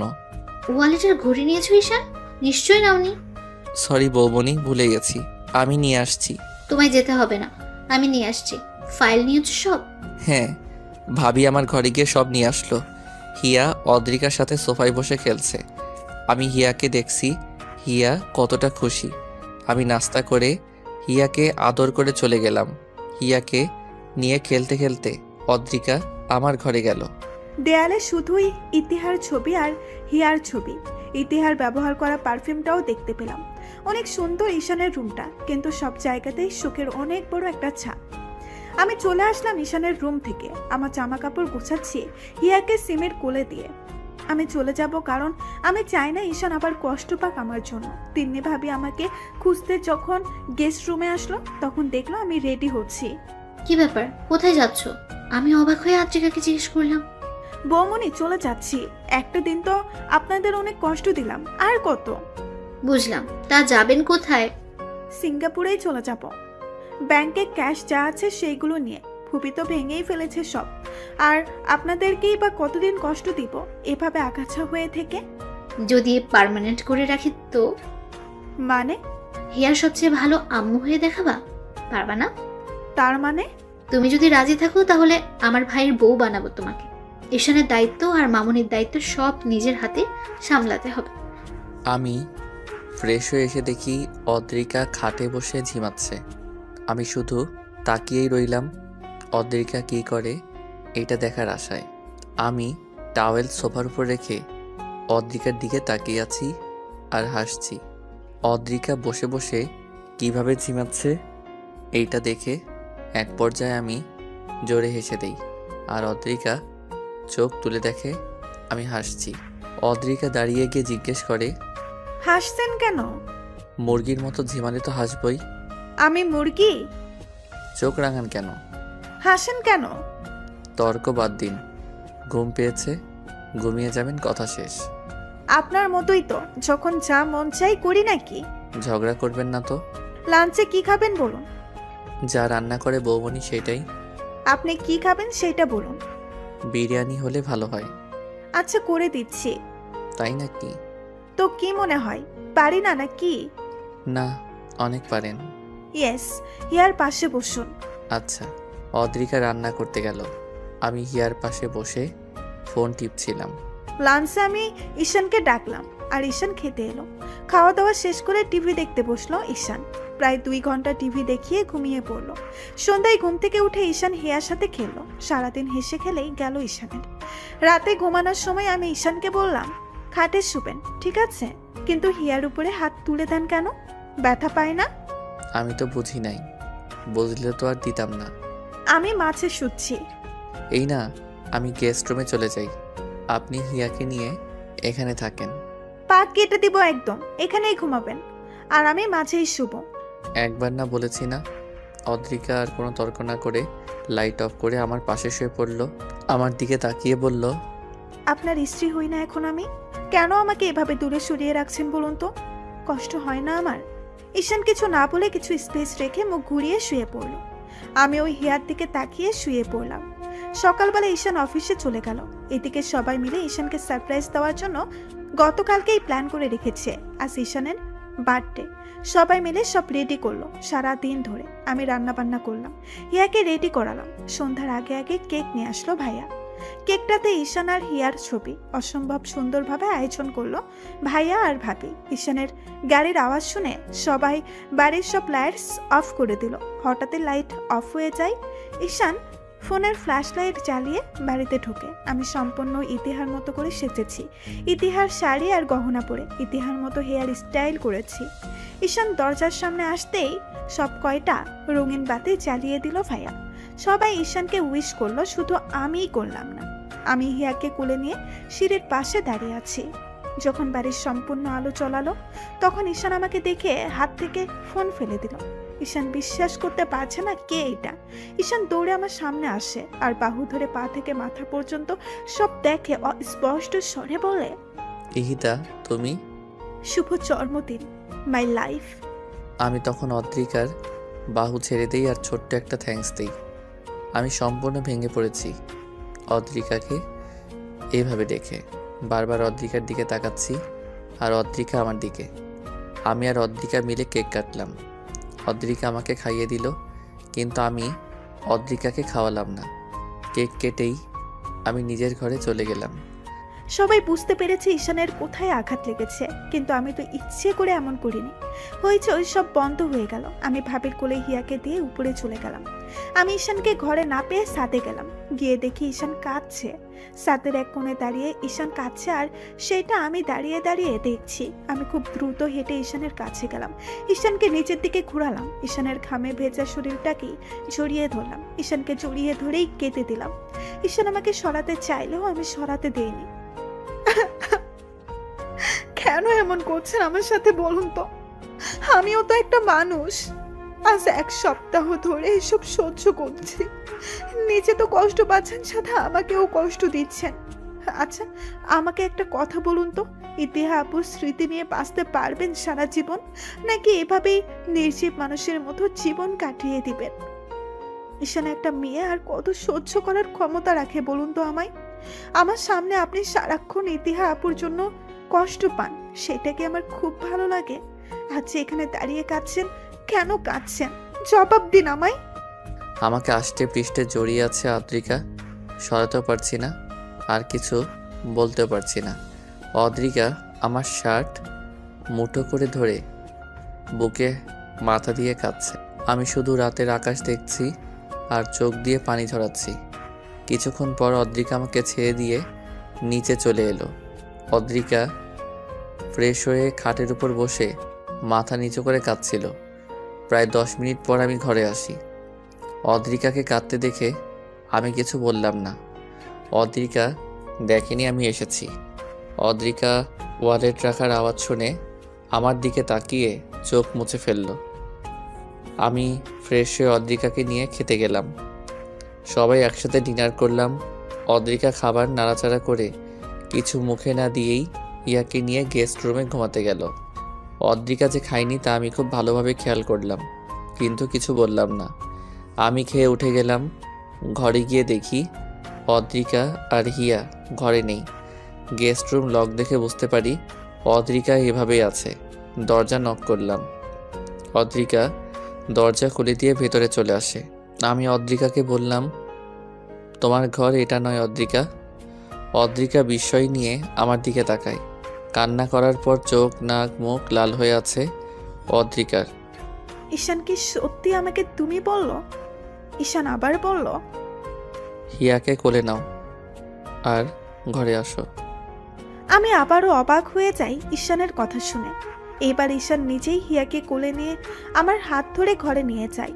হিয়া ঘুমিয়ে পড়েছে, তাই ঈশান হিয়াকে বাম পাশে খাটে শুয়ে দিল। ঈশান দরজা লক করে দিল। আমাকে খাটে বসে থাকতে দেখে ঈশান আমার হাত ধরে আমার কোলে শুয়ে পড়ল। আমি অবাকের উচ্চ সীমানায় পৌঁছে গেছি ঈশানের এমন ব্যবহার দেখে। ঈশান আমার হাতে চুমু দিল। আমি কেঁপে উঠলাম। ঈশান আমার মাথা নিচু করে আমার ঠোঁটে চুমু দিল। আমি এবার ঈশানকে জিজ্ঞাসা করলাম, আপনি ঠিক আছেন? কি করছেন এসব? আমি অদ্রিকার প্রশ্ন শুনে উঠে বসলাম। মায়াবী দৃষ্টিতে তাকালাম অদ্রিকার দিকে। অদ্রিকার সিল্কি চুলগুলো কানের পেছনে গুজে দিয়ে বললাম, আমি ঠিক আছি, আর সম্পূর্ণ ঠিকই আছি। এতদিন ঠিক ছিলাম না। ইহিতাকে ভালোবাসি 6 বছর ধরে। বিয়ের 1 বছরের মাথায়ও মারা গেল। 6 বছরের অপেক্ষা, আক্ষেপ সব নষ্ট হয়ে গেল আমার, যখন ইহিতা আমার বুকের উপর শুয়ে মারা গেল। এই 8 মাস প্রতিটা সেকেন্ড ইহিতাকে খুঁজেছি আমি। অনেক ভালোবাসি ওকে আমি। ও আমার মনের জায়গাতেই আছে, যে জায়গায় ওর থাকার কথা। কিন্তু এই সত্যির মাঝেও চরম সত্যি হচ্ছে, তোমায় আমি বিয়ে করেছি। হ্যাঁ, সেইটা নিজের ইচ্ছাই করিনি, সেইটা তুমিও ভালো জানো। কিন্তু আমার ইচ্ছা অনিচ্ছাই তো তোমার জীবনটা এলোমেলো হয়ে যাচ্ছে। ইহিতা আজ নেই, কিন্তু ওর স্মৃতি তো থাকবে আমার কাছে সারা জীবন। তোমায় বিয়ে করেছি কষ্ট দেওয়ার জন্যে নয়, কিন্তু সেই কষ্টটাই তুমি পাচ্ছ। তোমায় কষ্ট দেওয়ার কোনো অধিকার নেই আমার। এতদিন তাহলে কোথায় ছিল আপনার এই কথাগুলো? নাকি এতদিন আমি ছিলাম না? ঈশান জীবন কাউকে দ্বিতীয় সুযোগ দেয় না, কিন্তু আপনাকে দিয়েছে। আমাকে কি আপনার যোগ্য মনে হয় না? নাকি আমি ইতিহা আপুর মতো আপনাকে ভালোবাসতে পারি না? ইহিতার মতো করে ভালোবাসা লাগবে না, তুমি তোমার মতো করেই ভালোবাসো। খাচ্ছেন কেন আপনি? আমি আপনাকে অনেক কষ্ট দিয়ে ফেললাম, তাই না? না, তুমি আমায় কষ্ট দেওয়ার কে বলো তো? স্রষ্টা চান এমনটাই হোক, তাই হয়েছে। ঈশান, আপনি আপনার মতো থাকুন, আর বিরক্ত করব না আপনাকে। আমি জানি আপনি কতটা ভালোবাসেন ইতিহা আপুকে, যার কারণে এসব আপনি মেনে নিতে পারছেন না। সমস্যা নেই, এইভাবেই থাকবো আমি সারা জীবন। শুধু আপনার সাথে থাকতে দিলেই হবে, আর কিচ্ছু লাগবে না। ঘুম পেয়েছে, ঘুমাবো। অদ্রিকা পিছু হাঁটতে নিলে আমি অদ্রিকাকে এক টানে নিজের কাছে নিয়ে আসি। অদ্রিকার মাথা আমার বুকের সাথে বাড়ি খায়, চুলগুলো খুলে গেছে। আমি অদ্রিকাকে বললাম, ইহিত আমার অতীত আর তুমি বর্তমান। মানুষ বর্তমানকে নিয়ে বাঁচতে পারে, অতীতকে নিয়ে নয়। অতীত মানুষকে তিলে তিলে নিঃস্ব করে দেয়। আজ আমার ইহিতা যদি থাকতো তোমার বদলে, তাহলে হয়তো ও বলতো, ঈশান তুমি ঠিক করছো না, তোমার সুখ দেখতে চেয়েছিলাম আমি, চোখের পানি নয়। ইহিতা আর তোমার মধ্যে তফাৎটা কি জানো? ইহিতা ছিল আমার প্রথম প্রেম, আর তুমি প্রথম বন্ধু। মানুষ কখনোই এই দুইটা জিনিস ভুলতে পারে না। তুমি থাকলেও যেমন আমি ইহিতাকে ভুলতে পারবো না, তেমনি তোমায় ছাড়া সামনে চলতে পারবো না। ইহিতাকে ভুলাও আমার পক্ষে সম্ভব নয়, আর তোমাকে কষ্ট দেওয়াও আমার দ্বারা সম্ভব না। হয়তো তুমি আমার হবে বলেই এত আয়োজন। এত পাগল ছিলেন আপনি ইতিহা আপুর জন্য? থাক, সেই সব বাদ দাও। আর কোনোদিন ইহিতার জিনিসপত্র ধরো না। না, ধরবো না। হিয়াকে সবসময় নিজের মেয়ের মতো আদর করো। কখনো ওকে বুঝতে দিও না যে তুমি ওর মা নও। কি বলেন আপনি? আমি হিয়ার মা না তো কে ওর মা? ঘুম পেয়েছে, ঘুমাবো। যান। তুমি? ঘুমাবো না। ঈশান আমাকে বিছানায় এনে মাঝে শোয়ালো, আর হিয়াকে দেখলো একটু। এরপর ঈশান আমাকে জড়িয়ে ধরে ঘুমিয়ে পড়লো। ঈশানের দিকে তাকিয়ে আছি, আর মনে মনে বলছি, এই ছেলেটাকে আর কোনো দিন কষ্ট দেওয়া যাবে না। জীবনে অনেক কষ্টটাই পেয়েছে ও। আর ইতিহার নাম বলবো না আমি ঈশানের সামনে। এরপর আমিও ঘুমিয়ে পড়লাম। সকালে ঘুম থেকে উঠে দেখি ঈশান আর হিয়া দুজনেই ঘুমাচ্ছে। আমি উঠে যাই, ফ্রেশ হয়ে ঈশানের জন্য খাবার রেডি করলাম। আমি আজ আদ্রিকার মুখে অন্যরকম খুশির ঝলক দেখতে পাচ্ছি। রান্নাঘরে গিয়ে আদ্রিকাকে জিজ্ঞেস করলাম, ব্যাপার কি? লোভ বাইট নাকি অন্য কিছু? কিছুই না বৌমনি। ঈশান কই? ঘুমান। উঠে নাই? না। ডেকে দাও, অফিসে যাবে না? কটা বেজে গেছে? হ্যাঁ বৌমনি, যাচ্ছি। তুমি একটু দেখো এগুলো। আমি রান্নাঘর থেকে বেরিয়ে দেখলাম ঈশান নামছে হিয়াকে কোলে নিয়ে। আমি এগিয়ে গিয়ে হিয়াকে কোলে নিলাম। ঈশানকে জিজ্ঞাসা করলাম, অফিসে যাবেন না? না। কেন? পরে বলবো, জুস দিয়ে যাও। দিচ্ছি। শরীর খারাপ না তো আবার? আরে না, হিয়াকে দিয়ে যাও আমার কাছে। অদ্রিকা আমাকে জুস এনে দিল। আমি পিয়াকে ফোন করে বললাম, আগামী 7 দিন সে অফিসে যাব না, সব যেন ম্যানেজ করে ম্যানেজার আর ও মিলে। অদ্রিকা আমাকে জিজ্ঞেস করলো, 7 দিন যাবেন না কেন? বলবো তো, ব্রেকফাস্ট সার্ভ করো। করছি, আসেন। সবাই মিলে একসাথে ব্রেকফাস্ট খেতে বসলাম। ঈশান খাবার মাঝে সবাইকে বলল, আমি আজ রাতের ফ্লাইটে কক্সবাজার যাচ্ছি অদ্রিকা আর হিয়াকে নিয়ে। সবাই অবাক হয়ে গেল, সাথে অদ্রিকাও। আমরাও ভাবছিলাম তোর বাইরে যাওয়া দরকার, দেশের বাইরে যা। না ভাইয়া, হিয়া বড় হলে বাইরে যাওয়ার প্ল্যান করব। অফিসে তাহলে আমি বসছি, তুই ঘুরে আয়। হুম। ঈশান আমাকে নিয়ে ঘুরতে যাবে এই কথা ভেবেই আমি লাফাচ্ছি। ব্রেকফাস্ট টেবিল থেকে হিয়াকে নিয়ে ঘরে গেলাম। ঈশান খাওয়া শেষ করে ঘরে এলো। ঈশানকে দেখে আমি ঈশানের কাছে এগিয়ে যাই, হিয়াকে কোলে নিয়ে। ঈশানকে জিজ্ঞাসা করলাম, আমরা কি সত্যি আউটিংয়ে যাচ্ছি? হুম। বিশ্বাস হচ্ছে না। হিয়াকে আমার কাছে দিয়ে তুমি রেডি হও, বিশ্বাস হওয়া লাগবে না। যাবো তো রাতে, এখন কিসের রেডি? কিছু লাগলে বলো, অর্ডার করে দেই। আর কাপড় গোছাতে হবে না? হ্যাঁ, তা তো হবেই। সেগুলোই করো এখন, আমি হিয়াকে দেখছি। আচ্ছা, আমি যাওয়ার জন্য সম্পূর্ণ তৈরি। সন্ধ্যার পর ঈশান আমি হিয়াকে নিয়ে রেডি হয়ে নিচে নামলাম। ঈশান হোয়াইট শার্ট আর ব্ল্যাক জিন্স পরেছে, আমি ব্ল্যাক শাড়ি আর গা ভর্তি গহনা। হিয়াকে আমি টি শার্ট আর শর্ট পরিয়েছি। আমাদের দেখতে ভীষণ সুন্দর লাগছে। সবার কাছ থেকে বিদায় নিয়ে ঈশান এয়ারপোর্টের উদ্দেশ্যে রওনা দিল। ড্রাইভার গাড়ি চালাচ্ছে আর আমরা পেছনে বসে আছি। ঈশানের কোলে হিয়া। ঈশান হিয়ার সাথে কত কথা বলছে, আমি সেই কথাগুলো মনোযোগ দিয়ে শুনছি আর হাসছি। ঈশান আমার দিকে এক নজর তাকিয়ে আবার হিয়ার সাথে মজা করা শুরু করে। 1 ঘন্টা পর ঈশান এয়ারপোর্টে গিয়ে পৌঁছালো আর সব ফর্মালিটি মেনটেন করে প্লেনে উঠলো আমাদের নিয়ে। বিমান ফ্লাই হবার পর বেশিক্ষণ লাগেনি কক্সবাজার পৌঁছাতে। মধ্যরাতে হিয়াকে আর আমাকে নিয়ে ঈশান বুক করা হোটেলে ওঠে। হোটেল রুমে গিয়ে ঈশান হিয়াকে বিছানায় শুয়ে দেয়, কারণ হিয়া ঘুমিয়ে গেছে। এরপর ঈশান আর আমি ফ্রেশ হই। ঈশান কফি খাচ্ছিল, তখন আমি ভেজা চুল নিয়ে ঈশানের পাশে দাঁড়ালাম। ঈশান কফির মগটা রেখে আমার সামনে এলো, আমার কাঁধে হাত রেখে বলল, এত রাতে গোসল না করলেও পারতে, ঠান্ডা লেগে যাবে। করে ফেললাম। একা একা কফি খাচ্ছেন কেন? তোমারও আছে, ড্রেসিংয়ের উপরে দেখো। নিয়ে আসছি। আমরা দুইজন মিলে কফি খেলাম আর গল্প করলাম অনেক। ঈশান বেশিরভাগই ইতিহার কথা বলেছে, কিন্তু আমার রাগ হয়নি, বরং আরও জানার আগ্রহ বেড়েছে। প্রায় ভোর, তখন আমি আর ঈশান ঘুমাতে যাই। দুইজন একসাথেই শুয়ে পড়লাম। ঈশান আমার হাত ধরে ঘুমিয়ে যায় আর আমি হিয়ার উপরে হাত রেখে শুয়ে পড়ি। সকালে ঘুম থেকে জেগে দেখি অদ্রিকা এখনো ওঠেনি। আমি এক দৃষ্টিতে তাকিয়ে আছি অদ্রিকার দিকে। অদ্রিকা আড়মোড়া ভেঙে জেগে দেখে আমি হাতের উপর মাথা দিয়ে অদ্রিকার দিকে তাকিয়ে আছি। আমি তো খেয়াল করিনি অদ্রিকা জেগে গেছে। অদ্রিকা আমার নাকের মাথা ধরে খুব জোরে একটা টান দেয় আর উঠে যায়। আমি নাক আঙ্গুলে ধরে বসে থাকি। অদ্রিকা ফ্রেশ হয়ে এসে দেখে আমি ওইভাবেই নাক ধরে বসে আছি। অদ্রিকা আমার সামনে যাওয়ার সাথে সাথেই আমি অদ্রিকাকে টান দিয়ে বিছানায় ফেলে দেই আর অদ্রিকার হাত চেপে ধরি। অদ্রিকা হতভম্ব হয়ে যায়। আমি অদ্রিকার নাকের উপর নাক রেখে বললাম, আমার নাক ধরে টান দিয়েছ, এর শাস্তি কি হতে পারে জানো? যাই হোক, আমি নিতে প্রস্তুত। রাতে দিব, এখন নয়। ইয়া উঠে গেছে, চলো বাইরে থেকে ঘুরে আসি। আগে তো আমি উঠতে দিন, নইলে কিভাবে উঠবো? আচ্ছা উঠো। আমি টি শার্ট আর ট্রাউজার পরে হিয়া আর অদ্রিকাকে নিয়ে বের হই। অদ্রিকা জিন্স টি শার্ট আর লং কোটি পরেছে, চুলগুলো ছাড়া। আমার কোলে হিয়া আর অদ্রিকা আমার হাত জড়িয়ে ধরে আছে। সি বিচে গিয়ে দুইজন মিলে অনেক আনন্দ করলাম।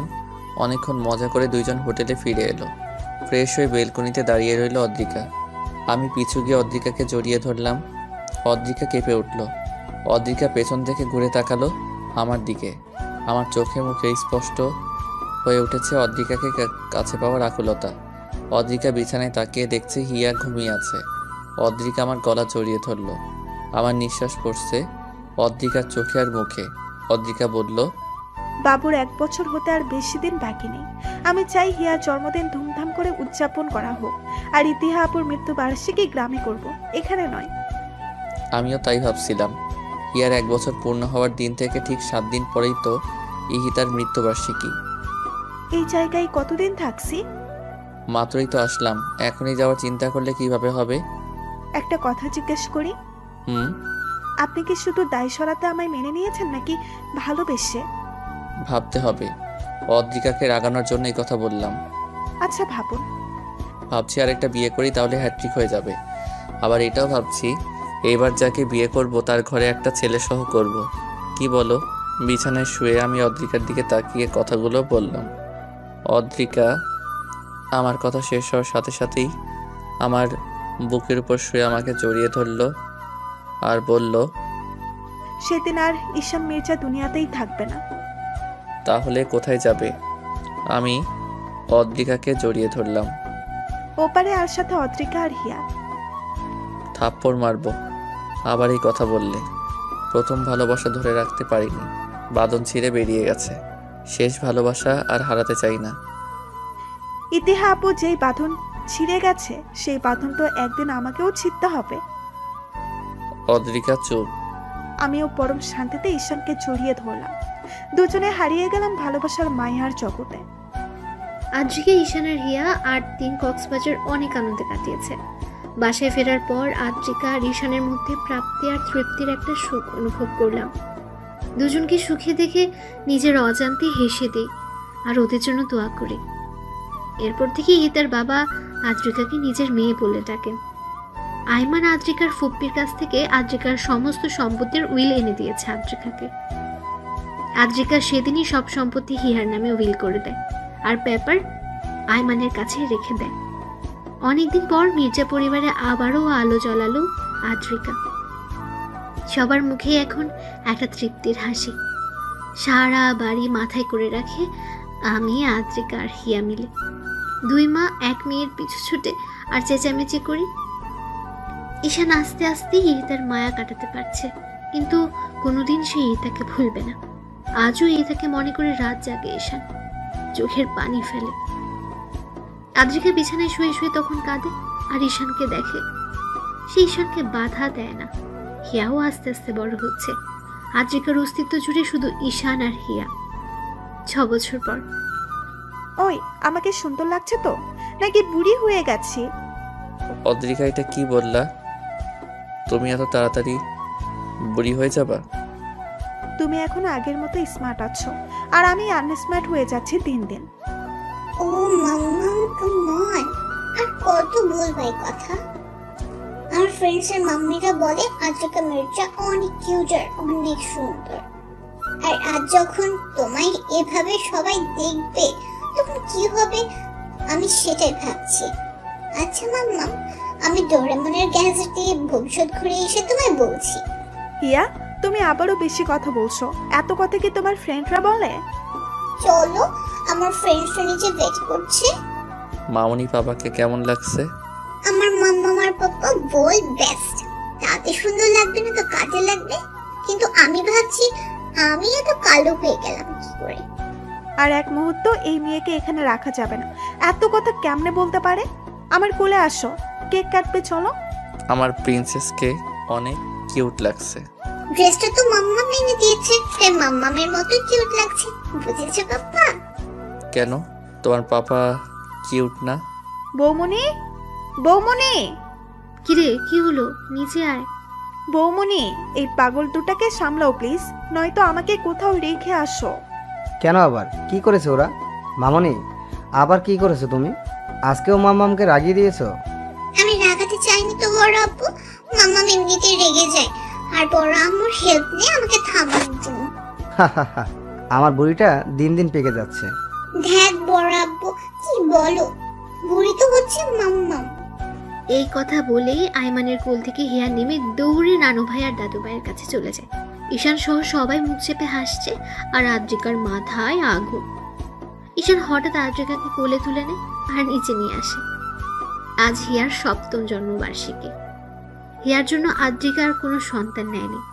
ঈশান আর হিয়াকে ঘিরেই এখন আদ্রিকার জীবন। ঈশান অফিস থেকে ফেরার পর আদ্রিকা আর হিয়ার মুখ দেখেই সব ভুলে যায়। হিয়া জানে না এই হিতা নামে কেউ তার আসল মা। হিয়া ঈশান আর আদ্রিকাকে সবসময় ওয়ার্ল্ড বেস্ট প্যারেন্টস বলে। আদ্রিকা কেঁদে দেয়, হিয়াকে জড়িয়ে ধরে। তখন কোনো কিছুর অভাব আর অপূর্ণতা নেই ঈশান আর আদ্রিকার সংসারে। তবে ঈশান সবসময় তার কবরের পাশে বসে কাঁদে। আদ্রিকা তখন ঈশানকে জড়িয়ে ধরে। এভাবেই আদ্রিকা সবসময় ঈশানকে সাপোর্ট দিয়ে আসছে। ঈশান ওর জীবনে আদ্রিকার ভূমিকা কোনোদিন অস্বীকার করবে না। এখনো ঈশান খোলা রাস্তায় হেডলাইটের আলোতে বসে আদ্রিকাকে নতুন করে যায়, নতুন করে প্রপোজ করে আদ্রিকাকে। তখন আদ্রিকা শাড়ির আঁচল ধরে ঈশানের মায়া ভরা মুখের দিকে তাকিয়ে নিঃশব্দে কেঁদে দেয়। এভাবেই যুগ যুগ ধরে বেঁচে থাকুক ঈশান আর আদ্রিকার অমর আর পবিত্র প্রেম।